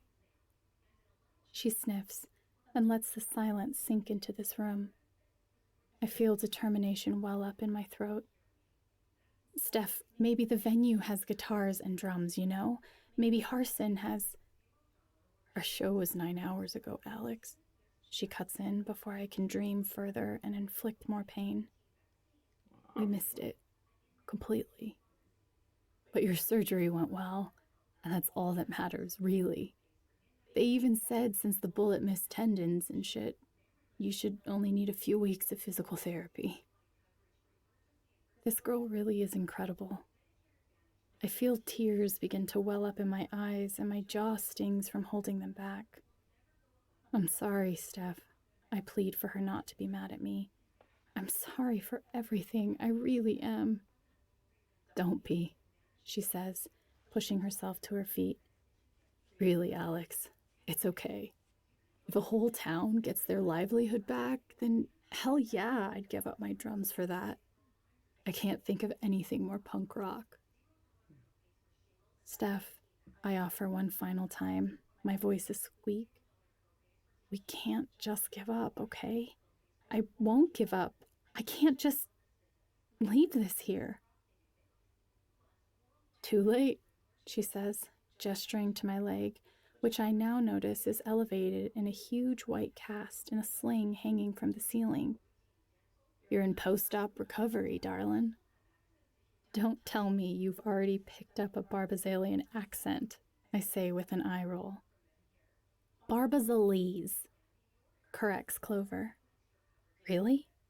Steph and I ask in unison. Clover shrugs. Sounds better, doesn't it? No, say Steph and I. Y'all an old married couple and didn't tell me? She asks with a grin. I refuse to look Steph in the eye in this moment, or I might blush so hard my cheeks will fly into space. Knock, knock, knock. I look to the door, then I look to Steph, then to Clover. We're all equally confused about who it could be, but just as Clover sets her phone down and begins to push herself to her feet, the door squeaks open, and in steps... Oh, my land, Clover gasps. Jonah? What are you? He steps into the room gingerly, respectfully, nodding at me before closing the door behind him. His hair is slightly messier than usual, frizzy, like that of someone who went for a run and then spent several minutes swinging a sledgehammer over his head. But this time, instead of a sledgehammer, his hand is wrapped gently around a huge bouquet of flowers, purple and gold lilies bursting with color, fear and joy. Clover's eyes go huge, and she looks like she wants to run, hide, and slap Jonah all at the same time. Miss Chen, he says, and nods at me. How are you feeling? Great, I say, and I mean it. My leg aches a little in this cast, but I'm sure they've got me so numbed up that I won't feel any real pain for a long time. With the pleasantries out of the way, Clover dives into a question she's clearly been wanting to blurt out since Jonah walked in. What the hell are you doing here? Clover, he says, stepping forward, letting the door shut behind him and taking her hand in one of his. He pulls it up to his face and kisses it. I'm sorry. She rolls her eyes and yanks her hand away. No, really, I am. For the spectacle that you pulled? For the hell you raised today? For embarrassing our family the way you did? She thunders. You've got a lot of nerve showing your face around here, Jonah. She folds her arms and turns her back to him to stare out the window. She huffs out a deep sigh and shakes her head, fury flashing in her eyes. A red bloom envelops the room and freezes around everything, slowing it down to an unnatural speed, like artificially turning down the speed on a record player. It's stifling, stubborn, firmly immovable, the air thick like smoke. Clover, continues Jonah. I'm sorry for everything. For lying to you, for keeping the truth about the dam from you, for trying to fix what I did to Barbazal by doing what I did today. Yeah, speaking of, interjects Steph, shouldn't you be, in jail for destroying public property? Jonah clears his throat sheepishly. There's a squad car outside for me right now, he admits. Oh, says Steph, glancing at me. Great. Sorry. It's only fair. He smiles sadly, turning back to Clover, who hasn't moved from the window. Anyway, I came to apologize, and I know you don't owe me forgiveness. You can hate me for the rest of your life if you want, but... His voice is pained, even, but pained. The aura over his head blooms bright purple. If you'll have me. And then, amidst mine and Steph's gasps of absolute what the fuck is he doing, he lowers himself to one knee and goes fishing around in his pocket. Clover, I whisper. What? She fires back at me, glaring at me with fire in her eyes. I nod at Jonah, and she rolls her eyes and turns around, and the rage melts from her face. That red aura remains, but her hands fly to her mouth in shock.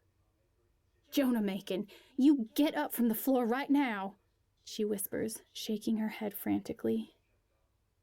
Clover Wisteria Biggs, he says, setting the flowers on the hospital floor next to him. Steph takes my hand in hers, and we both exchange a glance like, I don't know what to think of this, but holy shit, this is wild. Jonah takes the box in his hands and pulls the lid up to reveal the shiniest diamond ring I've ever seen. It sparkles even in the fluorescent light, and I just know it was worth a fortune. I love you, Clover, he says, his voice shaky and unsure, as it should be, given how he lied to her about a massive scheme to send the town of their childhood's entire economy careening into a valley-wide drought in favor of appeasing Denver to keep his political platform. But he continues. I know. I haven't been honest with you. I was so afraid to lose you. I was afraid of what you'd think if you knew. Well, she says, tightening her folded arms even more. Now you know. He sighs, staring at the ground between them, and nods. I know. And I don't know if you can ever forgive me. But there's never been a right time to ask, with how much I've been on the road, and now that everything I've ever known is uncertain, I realize there's only one thing I do know, Clover Biggs, and that's... He pauses, looks up at her, and I realize there are tears in his eyes. That I want to spend the rest of my life with you. A long, painful silence begins, and I watch Clover's fingers tighten around her forearms, and her lips purse, and her eyes narrow. You tried to kill yourself earlier today, Jonah Macon, she says, and you could have killed 400 more. Explain that. I know, he offers with a hefty sigh. A tear falls loose and rolls down his cheek. He's still holding up the box with the ring, but he lowers it just a bit, resting it on his knee. I thought you would be better off without me. Both of you. His eyes dart from Clover's face to her middle, and her eyes soften at that. And when she wipes at her eyes, I see she's been holding back tears too. We both need you, Jonah, she says, her voice softer than I've ever heard it. But I can't be with you.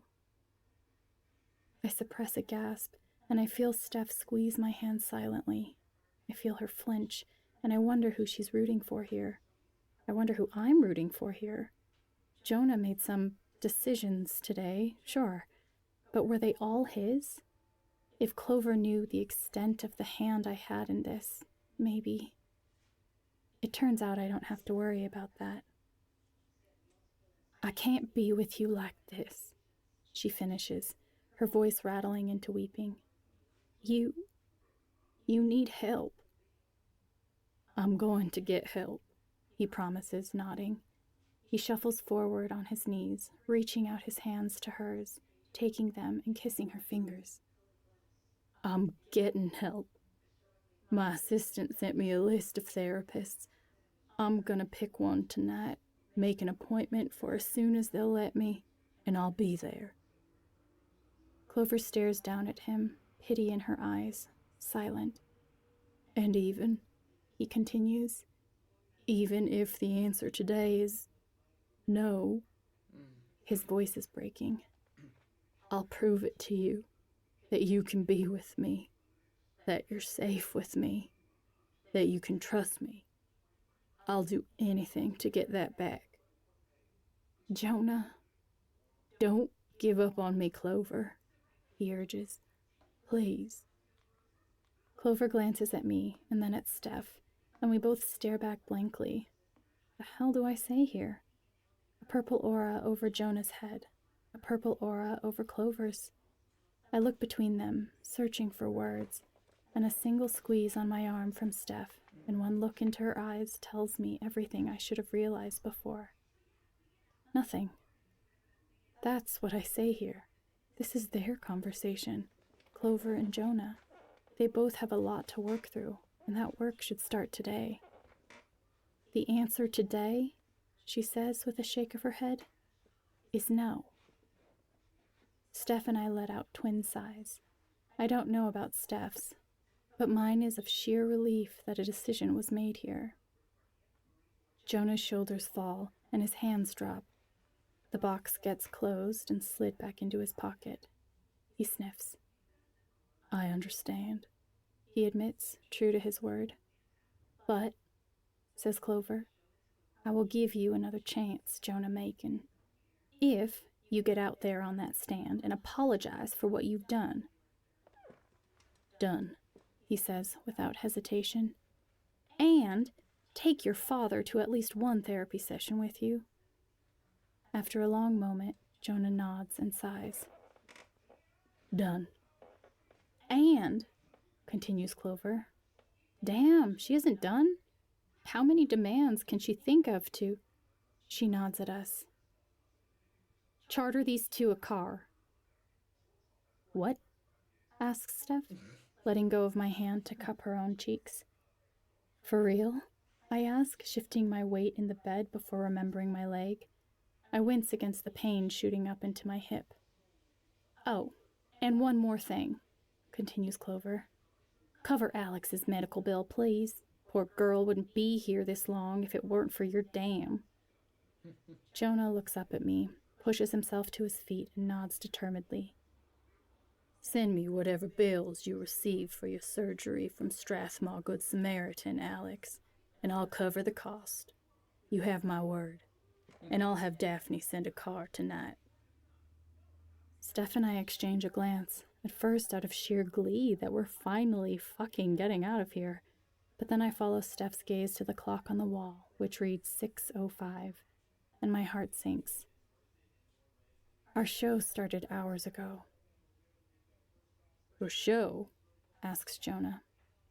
They're musicians, explains Clover, and they lost their instruments in the flood. Jonah looks from Clover to me, and his face turns a shade whiter.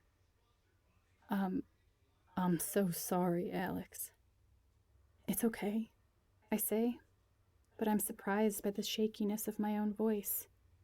Do not cry, Alex. This isn't about you. If there's anyone who deserves an apology, it's Steph, I say. Steph looks to me in surprise. What? I'm so sorry about your drum kit, Steph, I say, squeezing her hand. It was selfish of me to make you stay in Barbazal when we had a show to do. I wanted to go on tour with you. I really did. And Alex, she interrupts, leaning down and pressing her forehead against mine, giving my hand a squeeze. I'm glad we did this. Really?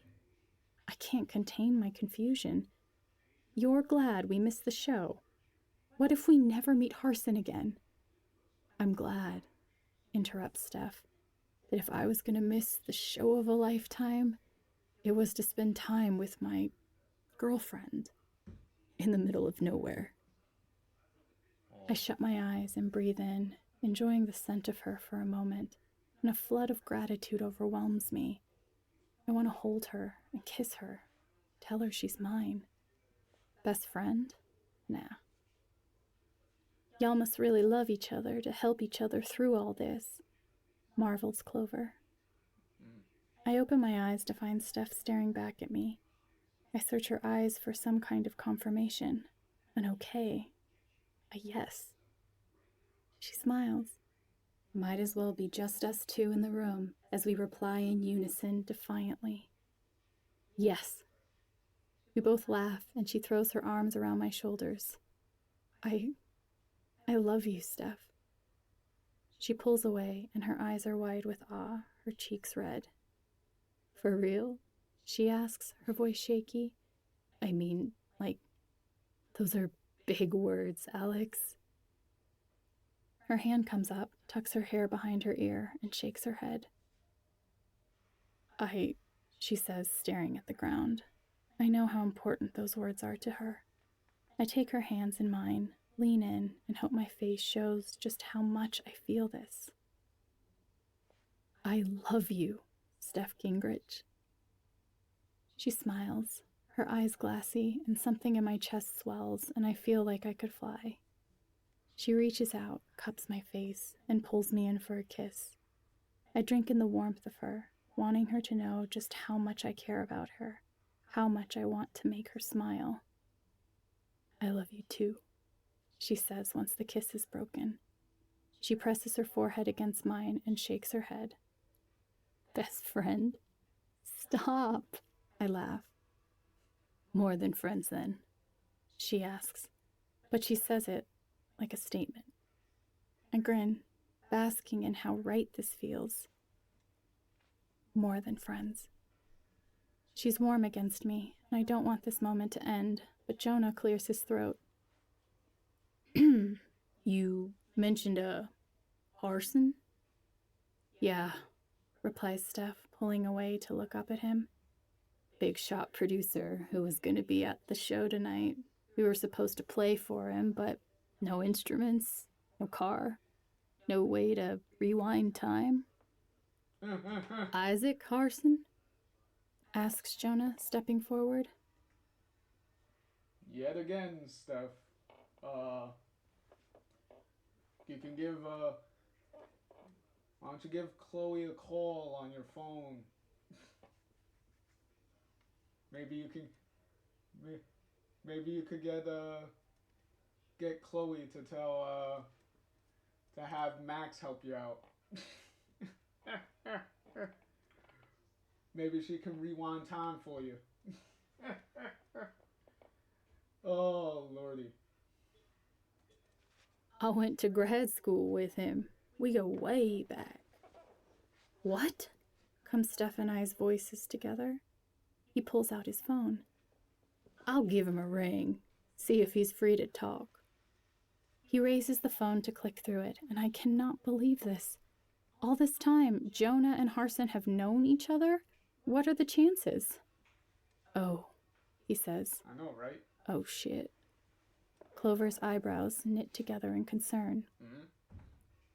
It's nothing, assures Jonah, looking at Steph and me sheepishly.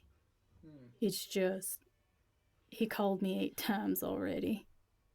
He clears his throat and raises the phone to his ear, but he quickly yanks it away. Jonah Elias Macon, what the absolute fuck? My eyes fly open, and Steph and I exchange a glance full of stifled giggles. Hey, Isaac, drones Jonah. Listen. No, you listen, hollers Isaac. Jonah rolls his eyes and clicks the speaker button, projecting Isaac's loud-ass voice through this tiny hospital room because might as well. I've been trying to call your ass for the past 12 hours after I heard your ass was standing on top of the Barbazal Dam. What the hell were you thinking? Could have got yourself killed. I never heard such a crazy-ass idea. What the hell were you doing? Mental breakdown, Isaac, cuts in Jonah. To my surprise, silence comes through the phone. That's one way of saying it. You all right now? Asks Isaac, his voice instantly even and full of concern. He sounds like a totally different person with the single revelation that his friend needs help. Jonah nods, then seemingly realizes that Isaac can't hear him through the phone. Yeah, I'm okay now, but weren't you supposed to be at a show tonight? How'd you... Oh, the fireworks concert, he asks. I couldn't make it knowing some crazy shit was going on with you and Barbazal and that dam. Jonah, what the hell were you thinking? Your daddy could have had a heart attack out there worrying about you. I know, Jonah says. I apologized to him already. You... Wait, you did? Asks Isaac. Yes, I'll explain later, promise. But I heard 2 musicians were supposed to be joining you tonight. All I can hear in the silence in this room is the sound of my own heart thundering in my chest. Harson sighs. I look at Steph. Steph looks at me. Yes, admits Harson. I saw a video of them playing at a festival over in Haven Springs, and I knew I had to hear them in person. Tried getting a hold of them, but they went dark. When they didn't show for sound check, I figured they no-showed. Well, Jonah smiles, glancing up at me. I have good news. They didn't no-show. They were late, because they were busy saving my life. What? Asks Harson. You heard me, smiles Jonah. Alex talked me down from that dam. Well, he corrects himself. She played me down, really. Alongside Daddy's harmonica. She and Steph are the reason we're speaking again. Harson's voice is low and odd. Well, I'll be damned. Where are they now? So I can personally thank them. Jonah lowers the phone to his chest and raises his eyebrows at me to ask if I want to talk to him, and Steph and I can't nod fast enough. The phone is unsteady in my trembling hands. Hello? Alex? Or Steph? It's Alex, I say, my voice all over the place. Alex Chen, Mr. Harson, sir. You can call me Isaac. What kind of man would I be if I didn't grant you first-name basis after you saved my good friend's life? Thank you, I offer, unsure of what the hell else to say. And I'm sorry we missed the Lamplighter Festival. Miss, you could have missed my wedding day, and I'd be glad you did if it meant saving Jonah Macon's life. You and your friend are goddamn heroes in my book. At the mention of that word again, friend, I glance up at Steph before clearing my throat and correcting what I didn't correct earlier. Girlfriend, I say. Oh, he exclaims. Girlfriend! 2 heroes together. Love to see it. I look up at Steph, who's smiling the biggest smile I've ever seen. It almost makes up for how she looked at me yesterday. Thanks, sir, I smile. So, Alex, would you and your girlfriend like to get coffee this week in Barbazal? I'll be in town in a few days, and we can talk about your career in music, and maybe even get you some new instruments. I looked to Steph for approval. How could we say no to this?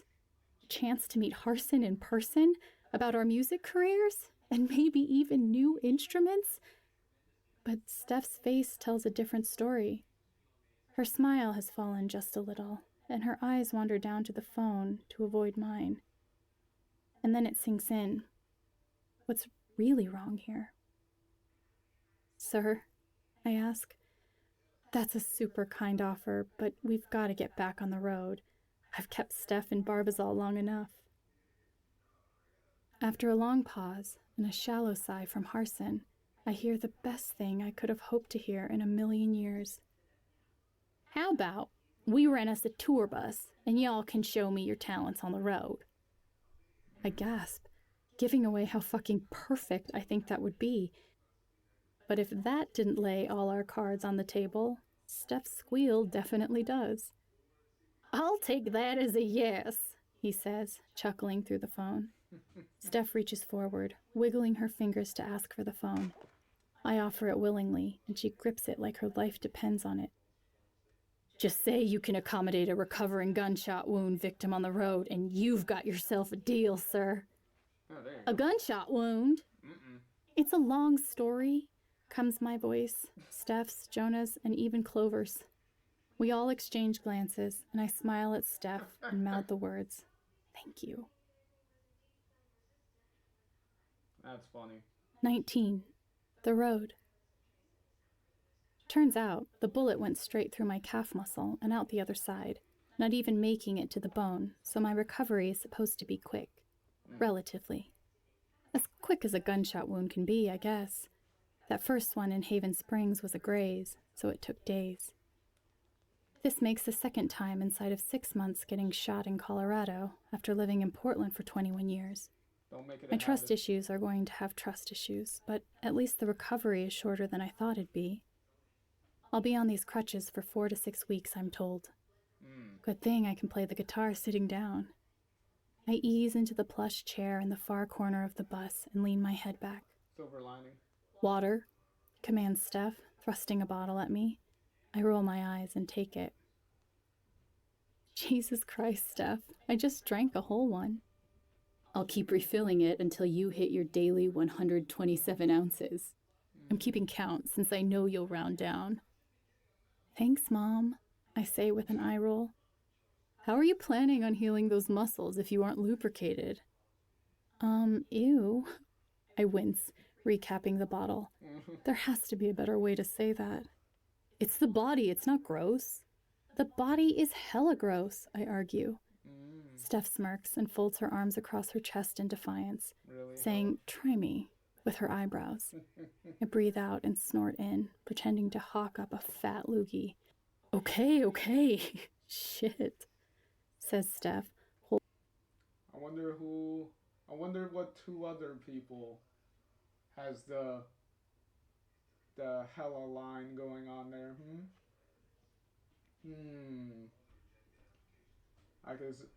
I could imagine one blue feathered earring girl and one blue haired one when I think of that word. Holding out her hands for me to stop. Gross or not, your body has some repairs to do, so get to it. She gives me a wink and turns to look at the rest of this place. Can you believe this is our new hotel on wheels for a while? She asks. Not much more than I can believe you're my girlfriend. Her cheeks bloom with red and a gold aura flares above her head. I can't believe it either, she says, turning and picking up her drumsticks from the nearby windowsill. And I can't believe these babies are mine, or that baby's yours. She turns and nods to my guitar beside me, leaning against the wall. My heart skips. Steph, how did you... I've got connections, she shrugs.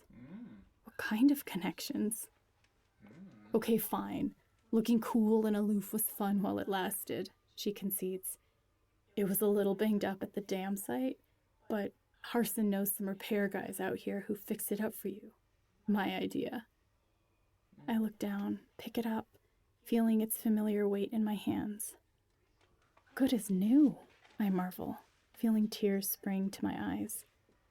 I take the strings in my fingers and begin to pluck, shutting my eyes and letting the hum of the notes seep into my skin, my bones, the whole instrument fresh under my fingers now that the head's been repaired, strings replaced.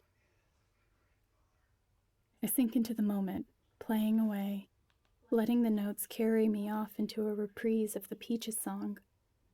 I'm going to Fort Collins with the love of my life and a flashy, newish guitar. and Isaac Harson's eyes on my talents. So, what's missing? I let out a sigh, and I hear Steph's voice in the darkness. Oh, that reminds me, she says. I kinda got you something. Kinda, I ask, opening my eyes to find Steph standing and rummaging through her backpack. Harson helped, she says, pulling out something that fits in the palm of her hand and turning back to me. Close your eyes. I raise an eyebrow. Just do it, okay? She says and laughs. Promise, it'll be worth it. I do as I'm asked and hold out my hands. She places what feels like a deck of cards in my palm, and I feel their edges, all different sizes and shapes. Steph, what? Okay, open them. I look down to find stickers. The top one is peaches? The logo of the weirdest gears is intertwined with a peach sliced in half, like a clockwork peach. It even has the little 1985 guitar logo at the bottom. I haven't seen this logo since. Steph, I say, my cheeks flushing hot. Did you save this from my guitar case? I wish, she says, folding her arms. The guitar case was totally gone. But some guy in Atlanta, Georgia, happened to be selling a Weirdest Gears sticker from their concert in 1985, so I had it overnighted. My eyes well up, and I'm instantly back in my room, listening to Peaches, drowning in the music while my family drowned in their own rage next door. Thank you, Steph, I say. And then I remember there's more. I look through the stack. Every single sticker is there. The toils, gastro whale, wooden arthropods, questions in her. Steph, how did you find all of these? I ask in total awe. Harson helped, she says, shrugging. But you had to remember my case. You had to remember every single sticker on there. How did you? I kinda like you, she says, and shrugs again. I push myself to my feet, despite her protests, and throw my arms around her. Thank you, I croak. She embraces me back, and then she pulls away, takes my face in hers, and leans in. The kiss lingers, and I never want this moment to end. I want to stand here forever with her, right here in the middle of this tour bus, just outside Barbazal. I squeeze her tight, basking in the feeling of her lips against mine, and I wonder where this might lead until comes a voice from the door. Steph and I both jump and look over to see Clover leaning against the doorframe. Don't mean to interrupt, she says, smirking with a raised eyebrow. Just wanted to say goodbye before y'all set off into the sunset, and also apologize for, misjudging you at first. Steph and I exchange a grin, mutually agreeing here.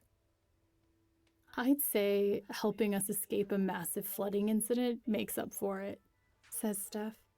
Maybe just don't do it again. Deal, says Clover. So, continues Steph, what's your plan, Clover? Not sure yet, she sighs. Jonah and I are sticking together, for now, till he gets some help. We'll probably settle down in Denver for a while. Maybe I'll see y'all around, if you wanna, hang out. Sounds like a plan, says Steph. Relief washes over Clover's face at that. She looks at me. You've been out for a while. Did you hear? Maisie won the election. Obviously. I shouldn't be this disappointed. If you're going to destroy public property with a sledgehammer while trying to win an election, I figure you know what you're throwing away. No, I didn't, I say truthfully. I haven't had time to think about it. Clover shrugs, and then a laugh escapes her. Guess crazy Maisie didn't end up being the crazy one after all, she continues, her smile fading to make way for a blank stare, lost deep in thought. For the best, I guess. Jonah, he needs help. Silence hangs in the room, because what do Steph and I say to that? She's absolutely right that Jonah needs help, but it's definitely not for the best. I don't want to think about all the legislation that might pass, thanks to her. All the bad health care, all the lack of health care, the straight-up attacks on women's rights. Has it all been worth it to save Barbazal? I guess that's a battle we can keep fighting. I would do it all again. Maisie is tomorrow's battle. So, she continues before she can reveal too much emotion. Y'all heading straight to Fort Collins? Or are you gonna stop anywhere on the way? Is there stuff to do on the way? I ask. I honestly have no idea what's out there, but I don't particularly care. I squeeze Steph's hand. Sure, shrugs Clover.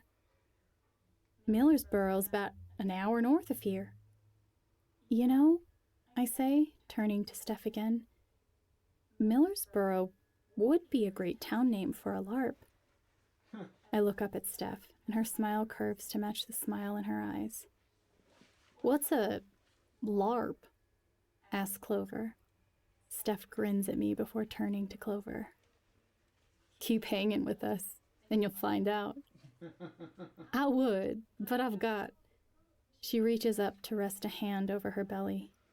Preoccupations. Yeah, she's right. I smile. Steph nods. Clover turns to leave. Once she's shut the door behind her, Steph and I both breathe a sigh. Looks like it's just us, Steph says, nudging me. Again. I reach over, take her hand in mine, and draw her to me. I look into her eyes, deeply gazing at who she really is. I love you, Steph Gingrich, I say. She leans in and kisses me. When she pulls away, she presses her forehead to mine. I'll go anywhere with you. Road trip pals for life? I ask.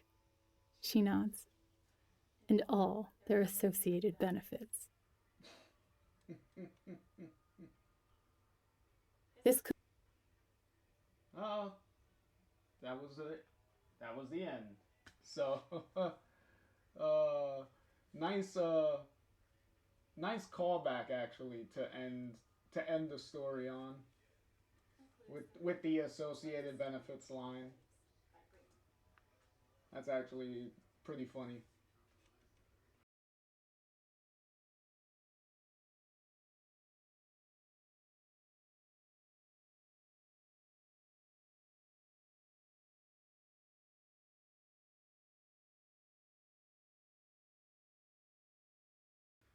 All right, so that concludes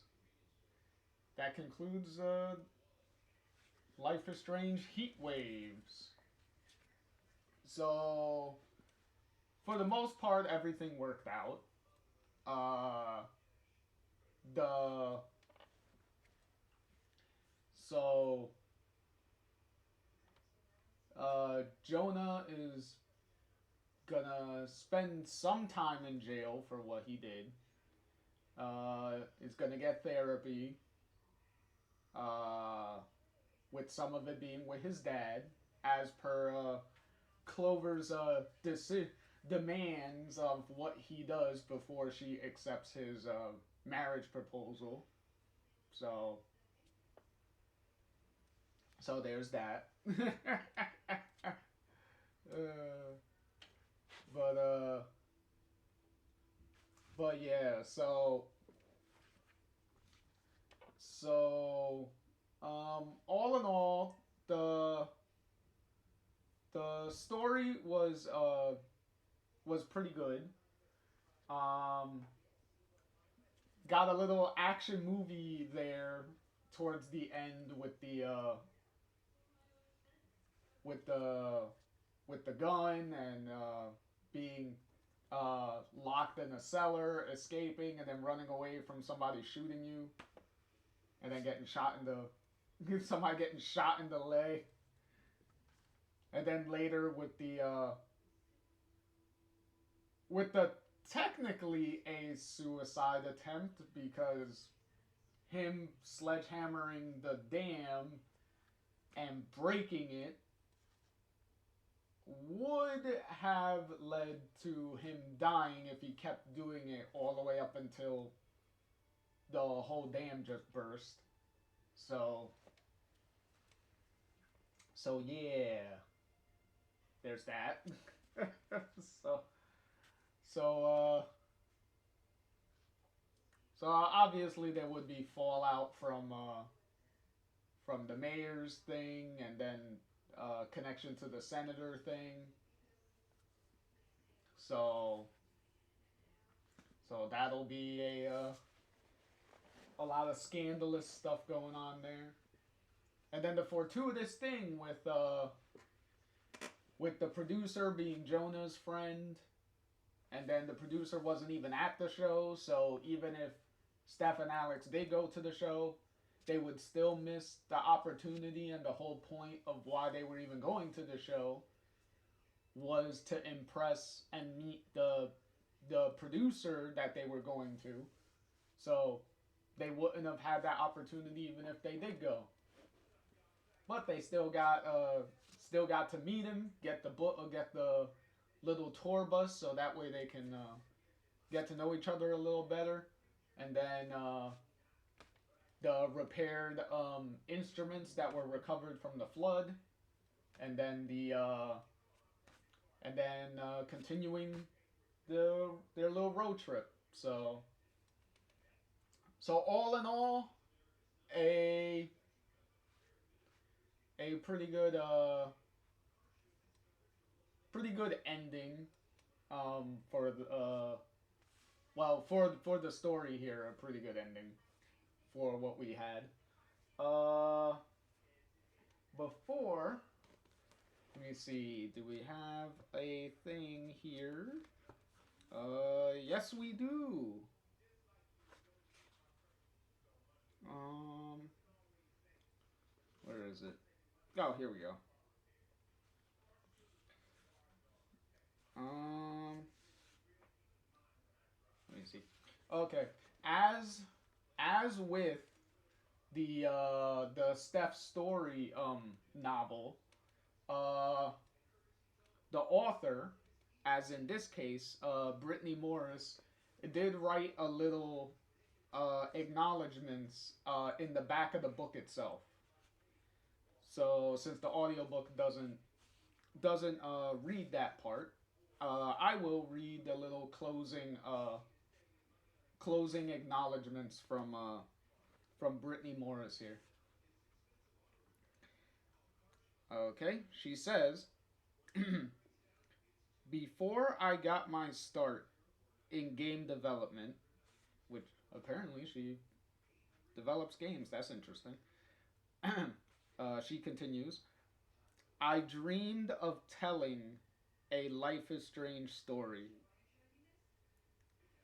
It was a pipe dream to return to the world of Max, Chloe, Sean, Daniel, Alex, Steph, and Ryan, not as a player, but as a writer. And with Heatwaves, I got to do that. So, first and foremost, thank you to the Life is Strange fans everywhere for making this fan community as colorful and passionate as you have. Thank you for your choices, your theories, and your hottest takes. I hope I've done right by you with this next installment of the Max and Steph saga.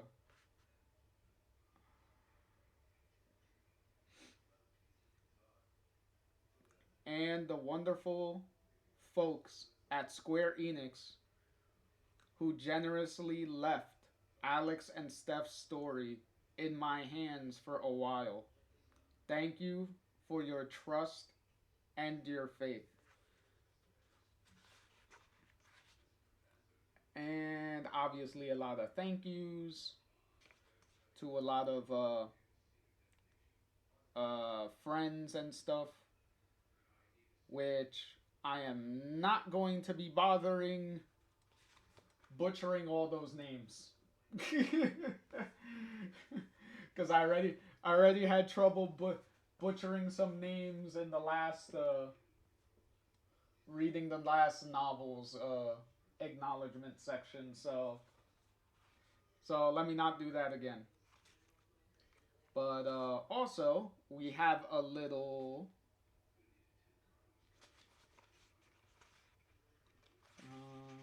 Where is it?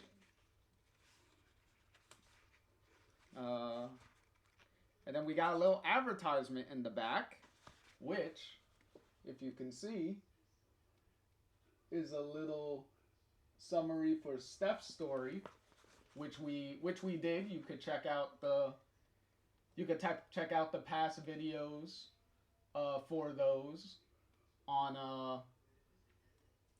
the YouTube channel. All videos and stuff are all archived and stuff on the YouTube channel there. So go check them out over there. And we also, in the back here, have a little advertisement for the Max and Chloe adventures in the comic books. In the six comic book trades that we also did do videos on all 6 books. So all of that yet again is all on the YouTube, all saved on the YouTube channel. It's all archived there. So you could go check out those books, those comics too, on the channel. Really good stuff. And here is a little sneak peek into what will be next on the agenda. So, and there's a nice little advertisement for the Life is Strange Forget Me Not comic book miniseries, also starring Alex and Steph. So with the 6-book Max and Chloe saga done, it was decided for Alex and Steph, I guess, to be the continuing duo for the Life is Strange franchise, as far as I guess book form is concerned, because we got the Steph story novel that came out before this book, and then we got this book, and then we got the little comic book mini series after that. So, whoop, don't fall. Stay up. The little comic book mini series after that. So that will be next time. So hopefully you enjoyed this book. Hopefully it was enjoyable for you. I enjoyed it. It was pretty good. At least they were able to. Brittany was able to put to try to work in some descriptive elements in trying to get the reader to envision the Alex's powers when she's going into the emotions of people and what she's seeing and how it's trying to visually come across. So doing that was fun, because trying to visually explain that you know, can be really tough. So kudos to her for that. But yeah. So with that, I will be signing off, and I hope to see you all in the next stream. JR signing off.